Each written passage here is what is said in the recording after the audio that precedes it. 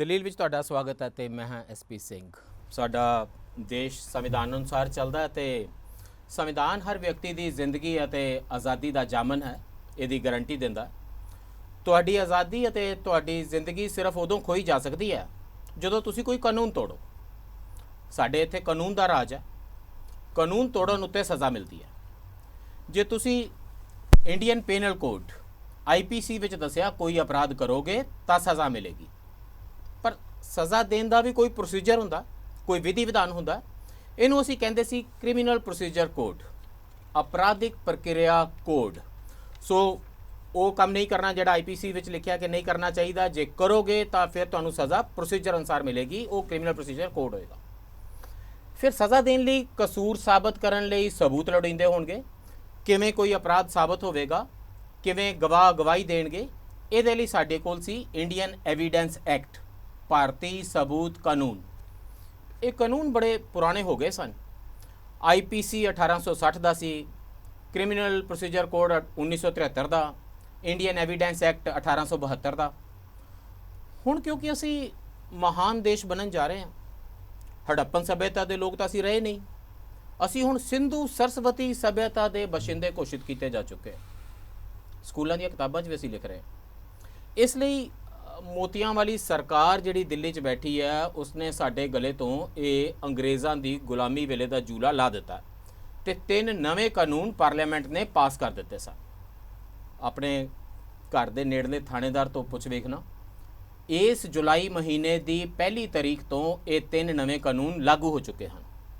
ਹੁਣ ਜੇ ਕਿਸੇ ਨੇ ਕੋਈ ਅਪਰਾਧ ਕੀਤਾ, ਲੜਾਈ ਝਗੜਾ ਮਾਰ ਕੁੱਟ ਕਤਲ ਕੀਤਾ, ਚੋਰੀ ਚਕਾਰੀ ਠੱਗੀ ਠੋਰੀ ਕੀਤੀ, ਕਿਸੇ ਨਾਲ ਕੋਈ ਧੱਕਾ ਕੀਤਾ, ਕਿਸੇ ਦੀ ਜ਼ਮੀਨ ਜਾਇਦਾਦ ਉੱਤੇ ਕਬਜ਼ਾ ਕੀਤਾ, ਸੜਕ ਤੇ ਧਰਨਾ ਮਾਰਿਆ, ਟੈਂਕੀਆਂ ਤੇ ਚੜ੍ਹੇ, ਉੱਤੋਂ ਛਾਲਾ ਮਾਰਨ ਦੀ ਧਮਕੀ ਦਿੱਤੀ, ਤਾਂ ਤੁਹਾਡੀ ਗ੍ਰਿਫਤਾਰੀ ਵੀ ਨਵੇਂ ਕਾਨੂੰਨ ਥੱਲੇ ਹੋਣੀ ਹੈ, ਜ਼ਮਾਨਤ ਵੀ ਨਵੇਂ ਨਿਯਮਾਂ ਅਨੁਸਾਰ, ਤੇ ਪੁਲਸੀਆ ਥਾਣੇ ਵਿੱਚ ਕਿੰਨੇ ਦਿਨ ਬਿਤਾਉਣੇ ਹਨ ਇਹ ਵੀ ਨਵੇਂ ਕਾਨੂੰਨਾਂ ਅਨੁਸਾਰ ਤੈਅ ਹੋਵੇਗਾ। ਸੁਣ ਕੇ ਡਰ ਲੱਗ ਜਾਏਗਾ। ਵੈਸੇ ਤਾਂ FIR ਦਰਜ ਕਰਵਾਉਣ ਵੇਲੇ ਹੀ ਲੱਗ ਪਤਾ ਜਾਵੇਗਾ ਕਿ ਅੰਗਰੇਜ਼ ਕਿੱਡੇ ਚੰਗੇ ਹੁੰਦੇ ਸਨ ਜਾਂ ਕਿੱਡੇ ਭੈੜੇ ਹੁੰਦੇ ਸਨ। ਅੱਜ ਕੱਲ੍ਹ ਸੰਵਿਧਾਨ ਤਾਂ ਕਦੀ ਕਿਸੇ ਨੇਤਾ ਦੇ ਹੱਥ ਦਿਸ ਜਾਂਦਾ, ਪਰ ਆਮ ਨਾਗਰਿਕ ਲਈ ਅਸਲੀ ਸਰਕਾਰ ਪੁਲਿਸ ਹੀ ਹੁੰਦੀ ਹੈ। ਇਹ ਸਰਕਾਰ ਜਦੋਂ ਆਪਕੇ ਦੁਆਰ ਆਉਂਦੀ ਹੈ ਤੇ ਬੰਦੇ ਨੂੰ ਸਾਰਾ ਕਾਨੂੰਨ ਸਮਝ ਆ ਜਾਂਦਾ। ਚੰਗਾ ਹੋਵੇਗਾ ਜੇ ਤੁਸੀਂ ਪਹਿਲਾਂ ਹੀ ਸਮਝ ਲਵੋ। ਵੈਸੇ ਪਹਿਲਾਂ ਕੁਝ ਗਿਰੀਆਂ ਬਦਾਮ ਦੀਆਂ ਖਾ ਲਓ ਤਾਂ ਕਿ 3 ਕਾਨੂੰਨਾਂ ਦੇ ਨਵੇਂ ਨਾਮ ਯਾਦ ਹੋ ਜਾਣ। ਮੈਂ ਖਾ ਕੇ ਹੀ ਬੋਲ ਰਿਹਾ। ਭਾਰਤੀ ਨਿਆय संहिता, दूसरा कानून है भारतीय नागरिक सुरक्षा संहिता, ਤੇ ਤੀਸਰਾ ਭਾਰਤੀ ਸਾਕਸ਼ਿਆ ਅਧਿਨਿਯਮ। ਇਹ ਇਸੇ ਭਾਸ਼ਾ ਵਿੱਚ ਹੀ ਯਾਦ ਕਰਨੇ ਪੈਣਗੇ। ਸਰਕਾਰ ਨੇ ਵੀ ਕਲੀਅਰ ਕਰ ਦਿੱਤਾ। ਗਏ ਜ਼ਮਾਨੇ ਅੰਗਰੇਜ਼ਾਂ ਦੇ ਜਦੋਂ ਅੰਗਰੇਜ਼ੀ ਵਿੱਚ ਇੰਡੀਅਨ ਪੀਨਲ ਕੋਡ ਪੜ੍ਹਦੇ ਸੀ, ਹੁਣ ਵਿਸ਼ਵ ਗੁਰੂ ਦਾ ਜ਼ਮਾਨਾ। ਆਓ ਨਵੇਂ ਕਾਨੂੰਨ ਸਮਝ ਲਈਏ। ਤੁਹਾਡੇ ਘਰ ਨੇੜਲਾ ਥਾਣੇਦਾਰ ਵੀ ਅੱਜ ਕੱਲ੍ਹ ਇਹੋ ਤਿਆਰੀ ਕਰ ਰਿਹਾ, ਐਵੇਂ ਅਵੇਸਲੇ ਰਗੜੇ ਨਾ ਜਾਣਾ।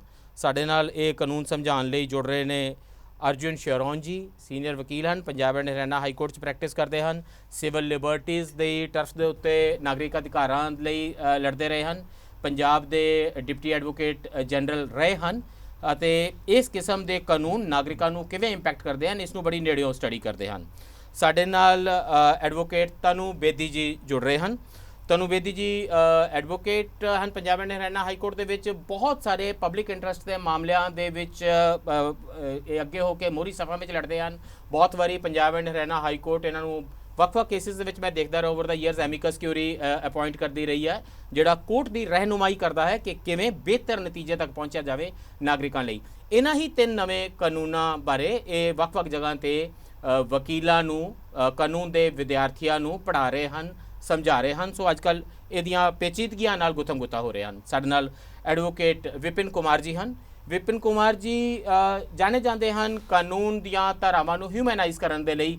ਦਰਅਸਲ ਕਾਨੂੰਨ ਦੀਆਂ ਪੇਚੀਦਗੀਆਂ ਦੇ ਕੀ ਮਤਲਬ ਹੁੰਦੇ ਹਨ ਕਿਸੇ ਆਮ ਨਾਗਰਿਕ ਲਈ, ਇਸ ਦੇ ਉੱਤੇ ਗੱਲ ਕਰਦੇ ਹਨ। ਜਨਤਕ ਪਿੜ ਦੇ ਵਿੱਚ ਆਪਣੀ ਗੱਲ ਰੱਖਦੇ ਹਨ, ਐਕਟਿਵਿਸਟ ਵੀ ਹਨ। ਕਾਨੂੰਨ ਦੇ ਅਜੇ ਦਾਅਵੇ 'ਚ ਆਮ ਲੋਕਾਂ ਨੂੰ ਸਮਝਾਉਣ ਲਈ ਇੱਕ ਆਪਣਾ YouTube ਚੈਨਲ ਵੀ ਚਲਾਉਂਦੇ ਹਨ। ਸੋ ਲਗਾਤਾਰ ਇਸ ਕਿਸਮ ਦੇ ਮਸਲਿਆਂ ਨਾਲ ਜੁੜੇ ਹਨ। ਪਰ ਅਰਜੁਨ ਜੀ, ਵੱਡਾ ਜਿਹੜਾ ਕਾਰਨ ਸਾਨੂੰ ਦੱਸਿਆ ਗਿਆ, ਦੇਖੋ ਕਾਨੂੰਨ ਨੂੰ ਤਾਂ 160-165 ਸਾਲ ਲਗਭਗ ਹੋ ਗਏ ਸਨ IPC ਨੂੰ। ਇਹ ਗੱਲ ਤੇ ਤੁਸੀਂ ਪਹਿਲਾਂ ਕਈ ਸਾਲਾਂ ਤੋਂ ਬੜੀ ਵਾਰੀ ਕਹਿੰਦੇ ਆ ਰਹੇ ਹੋ ਕਿ ਭਾਈ ਅੰਗਰੇਜ਼ਾਂ ਦੇ ਸਮਿਆਂ ਦੇ ਕਾਨੂੰਨ ਨੇ ਬਦਲਣੇ ਚਾਹੀਦੇ ਨੇ, ਸੋ ਇਹ ਚੰਗੀ ਗੱਲ ਸੀ ਕਿ ਬਦਲ ਦਿੱਤੇ ਗਏ ਨੇ। ਕੀ ਸਰਕਾਰ ਨੇ ਜਿਸ ਕਿਸਮ ਦੇ ਨਾਲ ਬਦਲਾਅ ਕੀਤਾ ਹੈ, ਸੱਚਮੁੱਚ ਉਹਨਾਂ ਨੇ ਕਿਹਾ ਅਸੀਂ ਕਲੋਨੀਅਲ ਯੋਗ ਤੋਂ ਤੁਹਾਨੂੰ ਬਚਾ ਰਹੇ ਹਾਂ, ਅੰਗਰੇਜ਼ਾਂ ਦਾ ਜੂਲਾ ਤੁਹਾਡੇ ਗੱਲ ਤੋਂ ਲਾ ਰਹੇ ਹਾਂ, ਕੀ ਸੱਚਮੁੱਚ ਉਹ ਜੂਲਾ ਲਾਇਆ ਗਿਆ, ਕੀ ਡੀ ਕਲੋਨੀਅਲਾਈਜ਼ ਹੋ ਗਏ ਨੇ? ਕੁਝ ਲੋਕ ਇਹ ਕਹਿ ਰਹੇ ਨੇ ਕਿ 95%, ਕੋਈ ਕਹਿ ਰਿਹਾ 97% ਤਾਂ ਪਹਿਲਾਂ ਵਾਲੇ ਕਾਨੂੰਨ ਆ, ਛੋਟੀਆਂ ਚੇਂਜਸ ਕੀਤੀਆਂ ਨੇ। ਇਹ ਜਿਹੜੀਆਂ ਛੋਟੀਆਂ ਚੇਂਜਸ ਕੀਤੀਆਂ ਨੇ ਉਹ ਕਿੰਨੀਆਂ ਕੁ ਮਹੱਤਵਪੂਰਨ ਨੇ ਕਿ ਸਾਨੂੰ ਇਹਦੇ ਤੇ ਕਿੰਨਾ ਕੁ ਧਿਆਨ ਦੇਣਾ ਚਾਹੀਦਾ ਹੈ? ਤੇ ਜਿੱਥੇ ਕਿਧਰੇ ਤੁਹਾਨੂੰ ਲੱਗਦਾ ਹੈ ਕਿ ਕਿਉਂਕਿ ਬਹੁਤ ਸਾਰੀ ਤਨਕੀਦ ਹੋ ਰਹੀ ਹੈ ਵੱਖ-ਵੱਖ ਉਹਦੀਆਂ ਕਲੌਜ਼ਸ ਨੂੰ ਲੈ ਕੇ, ਉਹ ਕਿਧਰੇ ਜਲਦੀ ਵਿੱਚ ਹੋਇਆ ਹੈ, ਹਫੜਾ ਦਫੜੀ ਹੈ, ਮਿਸਟੇਕਸ ਹੈ, ਪੂਅਰ ਹੈਂਡਲਿੰਗ ਹੈ, ਡਿਬੇਟ ਦੀ ਘਾਟ ਹੈ, ਜਾਂ ਉਹਦੇ ਪਿੱਛੇ ਮਨਸ਼ਾ ਹੈ ਤੇ ਸਰਕਾਰ ਦਰਅਸਲ ਇਹੀ ਕਰਨਾ ਚਾਹੁੰਦੀ ਸੀ ਜੋ ਹੋ ਰਿਹਾ? ਪਹਿਲਾਂ ਆਖਰੀ ਸਵਾਲ ਨਾਲ ਸ਼ੁਰੂ ਕਰਾਂਗੇ ਜੀ। ਬਿਲਕੁਲ ਬਹੁਤ ਹਫੜਾ ਦਫੜੀ ਹੋਈ ਹੈ, ਬਹੁਤ ਜਲਦੀ ਕੀਤੀ ਗਈ। ਇਨਫੈਕਟ ਮੈਂ ਨਹੀਂ ਕਹਿ ਰਿਹਾ, IAS IPS ਆਫੀਸਰਸ ਦੀ ਮੀਟਿੰਗ ਹੋਈ ਹੈ ਬਕਾਇਦਾ ਮਸੂਰੀ 'ਚ, ਉਹਨਾਂ ਨੇ ਕਿਹਾ ਕਿ ਇੰਨਾ ਟਾਈਮ ਸਾਡੇ ਕੋਲ ਨਹੀਂ ਸੀ ਇਹਨੂੰ ਪ੍ਰੋਪਰਲੀ ਇੰਪਲੀਮੈਂਟ ਕਰਨ ਲਈ। That's number 1। ਇਹ ਸਰਕਾਰ ਵੀ ਜਾਣਦੀ, ਕਿਉਂਕਿ ਜੋ ਕੰਮ ਹੋਇਆ ਉਹ ਇਲੈਕਸ਼ਨ ਵਿੱਚ में ਤੁਹਾਨੂੰ ਪਤਾ ਇਲੈਕਸ਼ਨ ਚੱਲ ਰਹੇ ਸੀ, ਉਹਦੇ ਬਾਅਦ ਜੂਨ ਦਾ ਮਹੀਨਾ ਸਾਰਿਆਂ ਦੀ ਬੱਚਿਆਂ ਦੀ ਛੁੱਟੀਆਂ ਹੁੰਦੀਆਂ ਤੇ ਸਰਕਾਰਾਂ ਸੀਗੀਆਂ ਡਿਊਟੀ ਕਰ ਰਹੀ ਸੀਗੀ, ਪੁਲਿਸ ਵਾਲੇ। ਮੈਂ ਖੁਦ ਕਾਫੀ ਸੀਨੀਅਰ ਅਫਸਰਾਂ ਨਾਲ ਇੰਟਰੈਕਟ ਕੀਤਾ, ਕੰਮ ਕੀਤਾ ਉਹਨਾਂ ਦੇ ਨਾਲ, because I was in the AG office then, ਕਿ ਕਿੰਨਾ ਪੇਚੀਦਾ ਕਾਨੂੰਨ ਤੁਸੀਂ ਮਹੀਨੇ ਪਰ ਦੀ ਪ੍ਰੈਪਰੇਸ਼ਨ ਨਾਲ ਲਾ ਸਕਦੇ ਹੋ। ਇਟ ਵਾਜ਼ ਹਿਊਮਨਲੀ ਇੰਪੋਸੀਬਲ, ਹਜੇ ਵੀ ਕੰਮ ਚੱਲ ਰਿਹਾ। That is number 1। ਇਹਦੀ ਇੰਟੈਂਸ਼ਨ ਕੀ ਹੈ? ਮੇਰੇ ਹਿਸਾਬ ਨਾਲ, ਮੈਂ ਕੱਲ ਇੱਕ ਬਹੁਤ ਵਧੀਆ ਕਿਤਾਬ ਗੁਜਰਾਤ ਮਾਡਲ ਪੜ੍ਹ ਰਿਹਾ ਸੀ, ਮੋਦੀ ਇਨ ਗੁਜਰਾਤ, ਜੈਫਰਲੇ ਲੌਟ ਜੀ ਦੀ ਕਿਤਾਬ ਹੈ, ਜੋ ਉਹਨਾਂ ਦੇ ਟੈਨਿਓਰ ਨੂੰ ਦੇਖਦੀ ਹੈ। ਕ੍ਰਿਸਟੋਫ ਜੈਫਰਲਟ ਵੱਡੇ ਪ੍ਰੋਫੈਸਰ ਹਨ ਜਿਨ੍ਹਾਂ ਨੇ RSS ਨੂੰ, BJP ਨੂੰ, ਇਹਨਾਂ ਦੀ ਚੜ੍ਹਤ ਨੂੰ ਬਹੁਤ ਨੇੜਿਓਂ ਸਟੱਡੀ ਕੀਤਾ। ਉਹ ਬੜਾ ਇੰਟਰਸਟਿੰਗ ਚੀਜ਼ ਦੱਸਦੀ ਹੈ ਕਿ ਕਿਵੇਂ ਇਹ ਮੋਦੀ ਮਾਡਲ ਦਾ ਪਾਰਟ ਹੈ, ਗੁਜਰਾਤ ਮਾਡਲ ਦਾ ਪਾਰਟ ਹੈ ਕਿ ਤੁਸੀਂ ਪੁਲਿਸ ਜਾਂ ਸ਼ਾਸਨ ਜਾਂ ਕੋਰਟਸ 'ਚ ਇਨਵੈਸਟਮੈਂਟ ਨਾ ਕਰੋ, ਪਰ ਕੋਈ ਨया ਕਾਨੂੰਨ ਇੱਦਾਂ ਦੇ ਪ੍ਰੈਸ਼ਰਸ ਲਿਆਓ ਤਾਂ ਕਿ ਅਲਟੀਮੇਟਲੀ ਸਰਕਾਰ ਕਹੇ ਕਿ ਲੋਕ ਕੀ ਕਹਿਣ ਕਿ ਇਹ ਕੰਮ ਨਹੀਂ ਚੱਲਣਾ ਜੀ, ਤੁਸੀਂ ਜੋ ਕਰ ਰਹੇ ਹੋ ਉਹੀ ਸਹੀ। ਮੈਨੂੰ ਲੱਗਦਾ this has been design to fail. ਉਹਦਾ ਕਾਰਨ ਇਹ ਹੈ design to fail, it is a time bomb. ਕੀ ਹੋਏਗਾ ਮੈਂ ਦੱਸਦਾ। ਇਹਦੇ 'ਚ ਟਾਈਮਲਾਈਨਸ ਬਣਾਤੀਆਂ, ਇਹਦੇ 'ਚ ਦੱਸਦਾ ਕਿ ਵਿਦਿਨ 30 ਡੇਜ਼ ਇਹ ਕਰਨਾ ਹੈ, 3 ਮਹੀਨਿਆਂ 'ਚ ਇਹ ਕਰਨਾ ਹੈ, ਸੋ ਐਂਡ ਸੋ ਫੋਰਥ। ਇਸ ਤੋਂ ਪਹਿਲਾਂ SC ST ਐਕਟ, ਕਈ ਐਕਟਸ 'ਚ ਵੀ ਸੀਗੀਆਂ ਟਾਈਮ ਲਿਮਿਟਸ ਸੀਗੀਆਂ। ਅਨਫੋਰਚੂਨੇਟਲੀ ਅੱਜ ਦੇ ਦਿਨ ਸਾਡੇ ਕੋਲ ਸਟਾਫ ਨਹੀਂ ਹੈ, ਨਾ ਕੋਰਟਾਂ 'ਚ ਹੈ, ਨਾ ਫੋਰੈਂਸਿਕ ਲੈਬਸ 'ਚ ਹੈ, ਨਾ ਪੁਲਿਸ ਥਾਣਿਆਂ 'ਚ ਹੈ ਜੋ ਇਹਨੂੰ ਇੰਪਲੀਮੈਂਟ ਕਰ ਸਕਦਾ ਹੈ, ਨਾ ਪ੍ਰੋਪਰ ਇਨਵੈਸਟਮੈਂਟ ਹੈ। ਤੇ ਜਦੋਂ ਇਹ ਫੇਲ ਹੋ ਜਾਏਗਾ ਤਾਂ ਲੋਕ ਇਹ ਕਹਿਣਗੇ ਦੇਖੋ ਜੀ ਇਹ ਪ੍ਰਕਿਰਿਆ ਤਾਂ ਫੇਲ ਹੋ ਰਹੀ ਹੈ, ਹੁਣ ਅਸੀਂ ਨਵਾਂ ਕਾਨੂੰਨ ਲੈ ਕੇ ਆਉਂਗੇ। That is number 1। ਮੈਨੂੰ ਦੂਜਾ, ਤੁਸੀਂ ਫੋਰਨ ਯੋਗ ਦੀ ਗੱਲ ਕੀਤੀ, ਕਿਸੇ ਚਿਦੰਬਰਮ ਸਾਹਿਬ ਨੇ ਬੜੀ ਅੱਛੀ ਗੱਲ ਕੀਤੀ ਕਿ this is the best thing you could have done for Macaulay. ਇਹ ਮਕੌਲੇ ਸਾਹਿਬ ਲਈ ਜਿਨ੍ਹਾਂ ਨੇ IPC ਓਰੀਜਨਲ ਬਣਾਇਆ ਸੀ, ਉਹਨਾਂ ਨੂੰ ਸਭ ਤੋਂ ਵਧੀਆ ਸ਼ਰਧਾਂਜਲੀ ਦਿੱਤੀ ਗਈ ਹੈ। And I think I completely agree. Macaulay ਸਾਹਿਬ ਨੇ 15-20 ਸਾਲ ਲਗਾ ਕੇ ਇੱਕ ਕਾਨੂੰਨ ਫਰਸਟ ਟਾਈਮ ਬਣਾਇਆ ਸੀ, 1860 ਵਾਲਾ। ਬਿਲਕੁਲ 1860। ਉਹਦਾ ਪ੍ਰੋਸੈਸ 1840 ਤੋਂ ਸ਼ੁਰੂ ਹੋ ਗਿਆ ਸੀ, ਤਾਂ 20 ਸਾਲ ਲੱਗੇ ਸੀਗੇ। ਤੁਸੀਂ 3 ਸਾਲਾਂ 'ਚ ਕੁਝ ਪ੍ਰੋਫੈਸਰਾਂ ਨੂੰ ਲੈ ਕੇ, ਕੁਝ ਆਪਣੇ ਪਾਰਟੀ ਦੇ ਬੰਦੇ ਵਕੀਲਾਂ ਨੂੰ ਲੈ ਕੇ ਵਗੈਰਾ ਨੂੰ ਲੈ ਕੇ ਕੰਪਲੀਟਲੀ ਸੀਕ੍ਰੇਟ ਪ੍ਰੋਸੈਸ 'ਚ ਇਹ ਕਾਨੂੰਨ ਬਣਾਤਾ ਕੋਵਿਡ ਦੇ ਵਿੱਚੋਂ ਵਿੱਚ, ਜਿਹਦਾ 95% ਮਕਾਲੇ ਵਾਲਾ ਹੀ ਰੱਖ ਲਿਆ, ਮੋਰ ਦੈਨ 95%। ਤਾਂ ਇਹ ਇਦਾਂ ਦੀ ਗੱਲ ਹੈ ਕਿ ਕਹੋ ਕਿ ਸਾਨੂੰ ਨਵਾਂ ਮਕਾਨ ਚਾਹੀਦਾ ਕਿਉਂਕਿ ਇਹਦੀ ਪਾਈਪਾਂ ਖਰਾਬ ਨੇ, ਇਹ ਖਰਾਬ ਨੇ, ਉਹ ਖਰਾਬ ਨੇ, ਉਹੀ ਪਾਈਪਾਂ ਉਹੀ ਮਟੀਰੀਅਲ ਯੂਜ਼ ਕਰਕੇ ਤੁਸੀਂ ਨਵਾਂ ਮਕਾਨ ਬਣਾ ਲਓ, ਕਹੋ ਜੀ ਇਹ ਨਵਾਂ ਮਕਾਨ ਬਣਾਤਾ। ਇਨ ਦੈਟ ਸੈਂਸ ਮਕਾਲੇ ਸਾਹਿਬ ਨੂੰ ਤਾਂ ਟ੍ਰਿਬਿਊਟ ਹੋ ਗਿਆ ਨਾ ਕਿ ਭਾਈ 95% ਦਾ ਤੁਹਾਡਾ 164 ਸਾਲਾਂ ਬਾਅਦ ਵੀ ਸਾਨੂੰ ਸੂਟ ਕਰ ਰਿਹਾ। ਕਿਉਂਕਿ SP ਸਾਹਿਬ ਉਹ ਕਾਨੂੰਨ ਠੀਕ ਸੀ, ਉਹਨੂੰ ਜੇ ਰਿਫਾਰਮ ਕਰਨਾ ਹੀ ਸੀ ਤੁਸੀਂ ਅਮੈਂਡਮੈਂਟ ਕਰ ਸਕਦੇ ਸੀ, ਉਸ 'ਚ ਡੈਥ ਪੈਨਲਟੀ ਖਤਮ ਕਰ ਸਕਦੀ, 100 ਚੀਜ਼ਾਂ ਇੰਪਰੂਵ ਕਰ ਸਕਦੇ ਸੀਗੇ, ਪਰ ਉਹ ਪ੍ਰੋਸੈਸ ਫੋਲੋ ਨਹੀਂ ਕੀਤਾ ਕੰਪਲੀਟਲੀ। ਜਿਹੜਾ 5% ਹੈ ਮੈਂ ਉਹਦੇ ਬਾਰੇ ਗੱਲ ਕਰ ਲਾਂ ਜ਼ਰਾ ਤਨੂੰ ਬੇਦੀ ਜੀ, ਕਿਉਂਕਿ ਸਭ ਤੋਂ ਜ਼ਿਆਦਾ ਸਾਡੇ ਇੱਥੇ ਮੁਲਕ ਦੇ ਵਿੱਚ ਆਦਮੀ ਨੂੰ ਸੰਵਿਧਾਨ ਦਾ ਰਾਜ ਕਿਧਰੇ ਮਿਲਦਾ ਨਹੀਂ। ਸਰਕਾਰ ਕਿਸ ਬਲਾਂ ਦਾ ਨਾਮ ਹੈ ਦਿਸਦੀ ਨਹੀਂ, ਬੰਦੇ ਨੂੰ ਸਰਕਾਰ ਦਿਸਦੀ ਜਦੋਂ ਪੁਲਿਸ ਵਾਲਾ ਅੱਗੋਂ ਹੱਥ ਦਿੰਦਾ, ਜਦੋਂ ਗੁਆਂਢੀ ਨਾਲ ਲੜਾਈ ਹੋ ਜਾਂਦੀ ਹੈ ਤੇ ਪੁਲਿਸ ਵਾਲਾ ਤੁਹਾਨੂੰ ਬੁਲਾਉਣ ਆ ਜਾਂਦਾ ਕਿ ਥਾਣੇ ਜਾਓ, ਜਾਂ ਕੋਈ ਕਹਿੰਦਾ ਤੁਹਾਡੇ ਮੁੰਡੇ ਨੇ ਚੋਰੀ ਕੀਤੀ ਹੈ, ਕਿਸੇ ਦੀ ਚੇਨੀ ਖੋਲੀ ਹੈ, ਜਾਂ ਅਧਿਆਪਕਾਂ ਦਾ ਗਰੁੱਪ ਕੋਈ ਸੜਕ ਦੇ ਉੱਤੇ ਧਰਨਾ ਲਾ ਦਿੰਦਾ ਤਾਂ ਪੁਲਿਸ ਆ ਜਾਂਦੀ। That is where the government comes in. ਬਿਲਕੁਲ। ਹੁਣ ਲੋਕ ਇਹ ਕਹਿ ਰਹੇ ਨੇ ਕਿ ਭਾਈ ਸਭ ਨੂੰ ਇਹ ਪਤਾ ਸੀ ਕਿ ਕੋਈ ਜੁਰਮ ਹੋ ਜਾਵੇ ਤਾਂ ਥਾਣੇਦਾਰ ਫੜ ਕੇ ਥਾਣੇ ਲੈ ਜਾਂਦਾ, ਫਿਰ ਉਹ ਅਗਲੇ ਦਿਨ ਜਾ ਕੇ ਉਹ ਤੁਹਾਨੂੰ ਮੈਜਿਸਟ੍ਰੇਟ ਦੇ ਸਾਹਮਣੇ ਪੇਸ਼ ਕਰਦਾ, 24 ਘੰਟਿਆਂ ਦੇ ਵਿੱਚ ਪੇਸ਼ ਕਰਦਾ। ਫਿਰ ਪੁਲਿਸ ਕਹਿੰਦੀ ਹੈ ਕਿ ਸਾਨੂੰ ਇਹਦੀ ਕਸਟਡੀ ਚਾਹੀਦੀ ਹੈ, ਅਸੀਂ ਭਾਈ ਬੰਦੇ ਤੋਂ ਪੁੱਛਗਿੱਛ ਕਰਨੀ ਹੈ। ਉਹ ਕਹਿੰਦੇ ਕੋਈ 2 ਦਿਨ ਦੀ ਦੇ ਦਿੰਦਾ, ਕੋਈ 4 ਦਿਨ ਦੀ ਦੇ ਜਾਂਦਾ। ਇੱਕ ਆਮ ਸਮਝ ਬਣੀ ਹੋਈ ਹੈ ਕਿ 14-15 ਦਿਨ ਤੋਂ ਵੱਧ ਕੋਈ ਕਸਟਡੀ ਨਹੀਂ ਹੁੰਦੀ। ਹੁਣ ਇਹ ਕਾਨੂੰਨ ਜਿਹੜਾ ਨਵਾਂ ਇਹ ਕਹਿ ਰਿਹਾ ਹੈ ਕਿ ਅਪ ਟੂ 60 ਦਿਨ ਜੇ ਕੋਈ ਇਹੋ ਜੀ ਧਾਰਾ ਤੁਹਾਡੇ ਤੇ ਲੱਗੀ ਹੈ ਜਿਹਦੇ ਚ 10 ਸਾਲ ਤੋਂ ਘੱਟ ਦੀ ਕੈਦ ਹੈ ਤੇ 60 ਦਿਨ ਤੱਕ ਦੀ ਤੁਹਾਡੀ ਕਸਟਡੀ ਦਿੱਤੀ ਜਾ ਸਕਦੀ ਹੈ। ਜੇ ਕੋਈ ਧਾਰਾ ਇਦਾਂ ਦੀ ਹੈ ਜਿਹਦੇ 10 ਸਾਲ ਤੋਂ ਵਧੇਕ ਕੈਦ ਹੈ, ਉਮਰ ਕੈਦ ਤੱਕ ਦੀ ਕੈਦ ਹੈ, ਤਾਂ 90 ਦਿਨ ਤੱਕ ਤੁਹਾਨੂੰ ਸੁਖ ਨਾਲ ਥਾਣੇ 'ਚ ਹੀ ਰੱਖਿਆ ਜਾ ਸਕਦਾ ਹੈ, ਜੁਡੀਸ਼ੀਅਲ ਕਸਟਡੀ ਵੀ ਨਹੀਂ। ਇਹ ਤੇ ਬੜਾ ਖਤਰਨਾਕ ਹੈ। ਇਹ ਮਕਾਲੇ ਦੇ 95% ਛੱਡੋ, ਇਹ 5% ਦੇ ਵਿੱਚ ਜੇ ਇਹ ਧਾਰਾ ਹੈ ਤਾਂ ਬੰਦੇ ਤਾਂ ਸਾਹ ਸੁੱਕ ਜਾਣਗੇ। इसमें मैं थोड़ी सी चीज़ क्लैरिफाई करना चाहूँगी आपको। जो प्रोविजन इन्होंने ऐड किया है उसमें जो पुलिस की कस्टडी का अपर लिमिट है वो 15 दिन ही रखा गया है। I want to clarify this. ये कहा गया है कि जो ऑफेंसेस 10 साल से कम की सजा वाले हैं, पहले क्या था लॉ में, जो पुराना लॉ था हमारा, उसमें आपको सिर्फ पहले के 15 दिन ही, मैक्सिमम 14 दिन तक ही रखा जा सकता था। पहले के 15 दिन, अगर 16 दिन 17 दिन हो गए, आप बीमार हो गए, अंदर चले गए, कुछ भी हो गया, तो आपको 15 आपकी अरेस्ट हुई है 5 तारीख को, 20 तारीख के बाद आपको अंदर पुलिस कस्टडी में किसी भी हालत में नहीं भेजा जा सकता था और प्रॉब्लम आती थी। अब उन्होंने क्या कहा है कि पुलिस कस्टडी का टोटल टाइम तो 15 ही है। 5 दिन आज दे देती, फिर तुसी जुडिशियल कस्टडी चले गए, फिर 5 दिन दे देती, फिर 5 दिन देती। Now I have a problem, है ना? फिर paper I want you to come in, लेकिन इसमें भी प्रॉब्लम है। There is a problem. Yes, this is how Chidambaram साहब ने, सुप्रीम कोर्ट ਦੇ ਫਾਰਮਰ ਜੱਜ ਮਦਨ ਲੋਕੁਰ ਜੀ ਨੇ ਇਸ ਤਰ੍ਹਾਂ ਕੇ ਨਾਲ ਇੰਟਰਪ੍ਰੀਟ ਕੀਤਾ ਤੇ ਮੈਂ ਇਸ ਇੰਟਰਪ੍ਰੀਟੇਸ਼ਨ ਤੋਂ ਵਾਕਿਫ ਹਾਂ। ਕਪਿਲ ਸਿੱਬਲ ਵੀ ਇਸ ਤਰ੍ਹਾਂ ਇੰਟਰਪ੍ਰੀਟ ਕਰ ਰਹੇ ਨੇ, ਅਮਿਤ ਸ਼ਾਹ ਨੇ ਵੀ ਇੱਕ ਕਲੈਰੀਫਿਕੇਸ਼ਨ ਦਿੱਤੀ ਹੈ, ਪਰ ਟੈਕਸਟ ਆਫ ਦਾ ਲੈਟਰ ਮੇਰੇ ਸਾਹਮਣੇ ਪਿਆ। ਮੇਨਕਾ ਗੁਰੂਸਵਾਮੀ ਹਰਾਂ ਨੇ ਔਰ ਹੋਰਨਾਂ ਨੇ ਬੜੇ ਕਲੀਅਰਲੀ ਇੰਡੀਅਨ ਐਕਸਪ੍ਰੈਸ ਦੇ ਵਿੱਚ ਵੱਧ ਕੇ ਇਹ ਪੀਸਿਸ ਬਹੁਤ ਕਲੀਅਰ ਲਿਖੇ ਨੇ। Vipin, where is the confusion? ਕਿਉਂਕਿ ਮੇਨਕਾ ਗੁਰੂਸਵਾਮੀ ਕਹਿੰਦੇ ਨੇ ਕਿ ਅਨਫੋਰਚੂਨੇਟਲੀ ਇਹੀ ਇੰਟਰਪ੍ਰੀਟੇਸ਼ਨ ਠੀਕ ਹੈ ਜਿਸ ਤਰੀਕੇ ਨਾਲ ਅੱਜ ਦੀ ਡੇਟ ਦੇ ਵਿੱਚ ਟੈਕਸਟ ਪਿਆ। ਕੋਈ ਮੈਜਿਸਟ੍ਰੇਟ ਤੁਹਾਨੂੰ 15 दिन ਦੀ ਪਹਿਲੀ ਵਾਰੀ, 15 दिन ਦੀ ਦੂਜੀ ਵਾਰੀ ਤੱਕ ਹੀ ਸਿੱਧੇ 60 दिन ਲਈ ਵੀ ਦੇ ਸਕਦਾ ਹੈ ਅੰਦਰ। How do you read the text? Sir, law जो है वो बड़ा क्लियर है। मैम ने जो इंटरप्रिटेशन की है, पहली बात तो इंटरप्रिटेशन इसकी होगी जब तक ये मामले हाई कोर्ट या सुप्रीम कोर्ट पहुंचेंगे। लेकिन आज की डेट में क्या है, आज की डेट में लॉ इज वेरी क्लियर। जो पुराना लॉ था उसमें एक साफ साफ लाइन लिखी हुई थी कि magistrate can extend the custody beyond 15 days otherwise then in police custody. And those words otherwise then ਜਿਹੜੇ ਲੀਗਲ ਲਿਟरेट ਨੇ ਉਹ ਪੁਰਾਣੇ सीआरपीसी ਦਾ सेक्शन 167 2 कृपा से देख लें। बिल्कुल एग्जैक्टली जी। उसमें साफ तौर पे लिखा था कि मैजिस्ट्रेट 15 दिन से ज्यादा कस्टडी बढ़ा सकते हैं, लेकिन वो पुलिस कस्टडी नहीं होगी। बिल्कुल। अब जो नया कानून है जिसको बताया जा रहा है कि हमने इसको इंडियनाइज कर दिया है कॉलोनियल लेगेसी से निकालकर, उसमें वो जो वर्डिंग थी otherwise then in police custody वो काट देते हैं, वो डिलीट कर दी गई है। और ये कोई हम कहें कि कोई स्पेलिंग मिस्टेक या कोई टाइपोग्राफिक मिस्टेक नहीं है, डेलिबरेटली इसको निकाला गया है। अब अमित शाह जी की जो क्लैरिफिकेशन आई है वो क्लैरिफिकेशन किसी काम की नहीं है अभी। वो ਤੁਸੀਂ अदालत में जाके उनको कहोगे कि अमित शाह जी का बयान पढ़ दो जी, टाइम्स ऑफ इंडिया में छपया है जी, वीडियो है, उसकी कोई रेलेवेंस नहीं। मेरे सामने बीएनएसएस ਦੀ ਕਾਪੀ ਪਈ ਹੈ ਤੇ ਮੈਂ ਇਹਨੂੰ ਇੰਟਰਪ੍ਰੀਟ ਕਰਕੇ ਤੇ ਤੈਨੂੰ ਭੇਜ ਰਿਹਾ ਅੰਦਰ ਜੇਲ੍ਹ ਦੇ। एग्जैक्टली। और बड़ी हैरानी वाली बात है ये कि एक लॉ जो कि पार्लियामेंट में बनाया है, so it is possible Vipin कि ਇਹ ਦਰਅਸਲ ਡਰਾਫਟਿੰਗ ਦੇ ਵਿੱਚ ਕਨਫਿਊਜ਼ਨ ਹੋਵੇ ਤੇ ਇਹਦੀ ਇੰਟਰਪ੍ਰੀਟੇਸ਼ਨ ਜਾਂ ਤੇ ਸਰਕਾਰ ਤੋਂ ਇਨ ਦਾ ਸ਼ੇਪ ਆਫ ਅਮੈਂਡਮੈਂਟ ਆਵੇ या फिर कोर्ट इसको इंटरप्रेट करे। कोई अमेंडमेंट कोई कुछ नहीं आएगी सर, कोई क्लैरिफिकेशन नहीं आएगी। मेरा जो मानना है इसमें साफ साफ है कि इतनी, तो लगता है इतना ड्रैकोनियन होएगा। ड्रैकोनियन होगा वो भी बात करते हैं उस बारे में, कितना होगा या नहीं भी होगा। पार्लियामेंट से कानून बना है और एक ऐसा कानून जिसके अंदर टेंडेंसी है लोगों की लाइफ को और लिबर्टी को खींचने की, लेने की। इवन यूएपीए ਦੇ ਵਿੱਚ ਮੈਕਸਿਮਮ 30 डेज ਦੀ ਪੁਲਿਸ ਕਸਟਡੀ ਹੈ। एग्जैक्टली जी। जब अंग्रेज जो कि एक कॉलोनियल पावर, एक इम्पलिस पावर, जिसने अपने पुलिस को भी ये पावर नहीं दी कि आप 15 दिन से ज्यादा नहीं रखोगे, उनको पता था कि 15 दिन से ज्यादा पुलिस कस्टडी में क्या होगा, यहाँ पर वो बढ़ा दी गई है।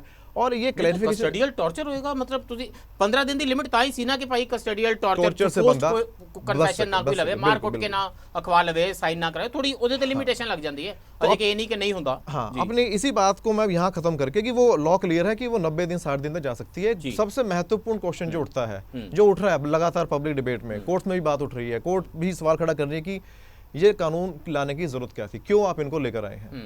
अगर ये सवाल हम करें कि कानून क्यों लेकर आए गए, इनका ऑब्जेक्ट क्या था, तो ऑब्जेक्ट हमें 2 जगह से मिलता है किसी भी लॉ के बारे में।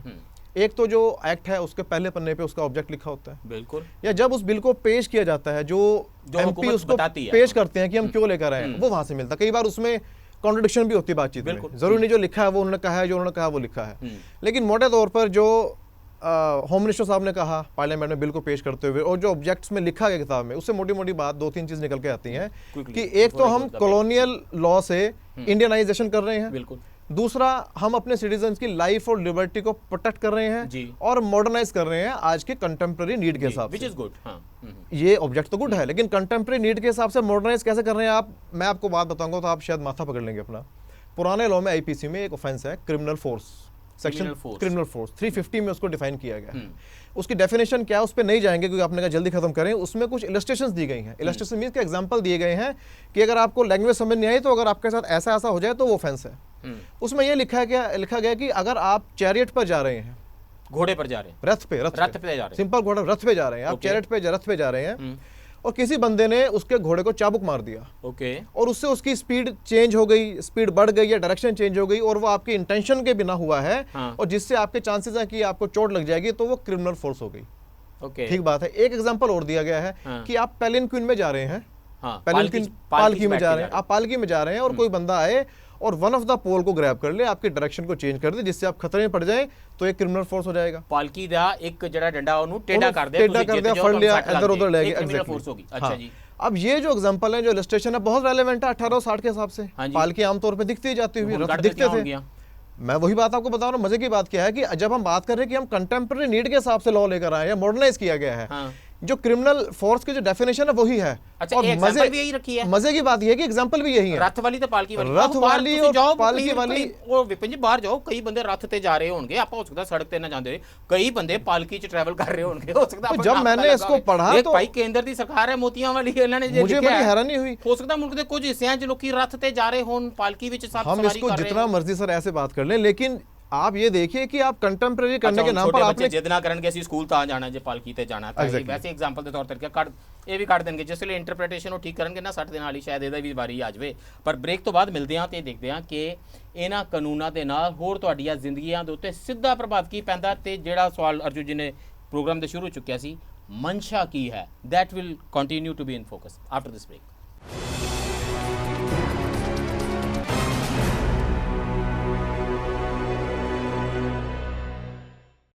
ब्रेक तो बाद फिर स्वागत है जी। चर्चा कर रहे हैं ਜਿਹੜੇ 3 ਨਵੇਂ ਫੌਜਦਾਰੀ ਕਾਨੂੰਨ ਆਏ ਨੇ, ਕ੍ਰਿਮੀਨਲ ਲਾਜ਼ ਆਏ ਨੇ ਦੇਸ਼ ਦੇ ਵਿੱਚ, 1 ਜੁਲਾਈ ਤੋਂ ਲਾਗੂ ਹੋਏ ਨੇ।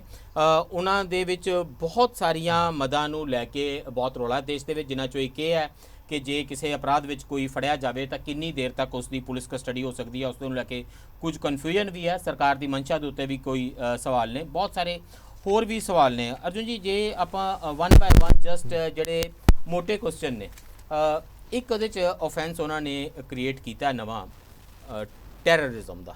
ਨਵਾਂ ਨਹੀਂ ਹੈ, ਤੁਹਾਨੂੰ ਵੀ ਪਤਾ ਹੈ, ਮੈਨੂੰ ਵੀ ਪਤਾ ਹੈ। ਮੈਂ ਇਹ ਗੱਲ ਸੁਣ ਰਿਹਾ ਸੀ ਕਿ ਟੈਰਰਿਜ਼ਮ ਦਾ ਨਵਾਂ ਆਫੈਂਸ ਉਹਦੇ ਯੂਏਪੀਏ ਵਗੈਰਾ ਦੇ ਵਿੱਚ ਸੀਗਾ ਪਹਿਲਾਂ, ਪਰ ਹੁਣ ਟੈਰਰਿਜ਼ਮ ਦਾ ਆਫੈਂਸ ਜਿਹੜਾ ਜਨਰਲ ਕ੍ਰਿਮੀਨਲ ਪ੍ਰੋਸੀਜਰ ਕੋਡ ਦੇ ਵਿੱਚ ਜਦੋਂ ਲਿਆਂਦਾ ਗਿਆ ਨਾ, ਜਦੋਂ ਆਈਪੀਸੀ ਦੇ ਵਿੱਚ ਤੁਸੀਂ ਟੈਰਰਿਜ਼ਮ ਦਾ ਆਫੈਂਸ ਲੈ ਆਉਂਦੇ ਹੋ, ਇਹਦਾ ਮਤਲਬ ਮੈਂ ਸਿਰਫ ਇਹ ਪੁੱਛਣਾ ਚਾਹੁੰਦਾ ਕਿ ਆਪਾਂ ਸਪੈਸ਼ਲ ਕਾਨੂੰਨ ਬਣਾਏ ਸੀ, ਯੂਏਪੀਏ ਸਪੈਸ਼ਲ ਕਾਨੂੰਨ ਸੀ, ਮਕੋਕਾ ਜਿਹੜਾ Maharashtra control of organised crime act ਸੀ, ਉਸ ਬਹੁਤ ਸਪੈਸ਼ਲ ਕਾਨੂੰਨ ਸੀ। ਇਹਦਾ ਮਤਲਬ ਅੱਤਵਾਦ ਇੱਕ ਇਹੋ ਜਿਹੀ ਚੀਜ਼ ਹੈ ਜਿਹਦੇ ਲਈ ਸਪੈਸ਼ਲ ਕਾਨੂੰਨ ਬਣਾਉਣਾ ਹੁੰਦਾ, ਉਹਦੇ 'ਚ ਸਾਰੇ ਪਾਸੇ ਫੋਕਸ ਅਲੱਗ ਹੁੰਦਾ, ਆਪਣਾ ਹੁੰਦਾ ਕਿ ਭਾਈ ਜਦੋਂ ਤੱਕ ਕਸੂਰਵਾਰ ਸਾਬਤ ਨਹੀਂ ਹੁੰਦੇ ਉਦੋਂ ਤੱਕ ਤੁਹਾਨੂੰ ਨਿਰਦੋਸ਼ ਸਮਝਿਆ ਜਾਂਦਾ।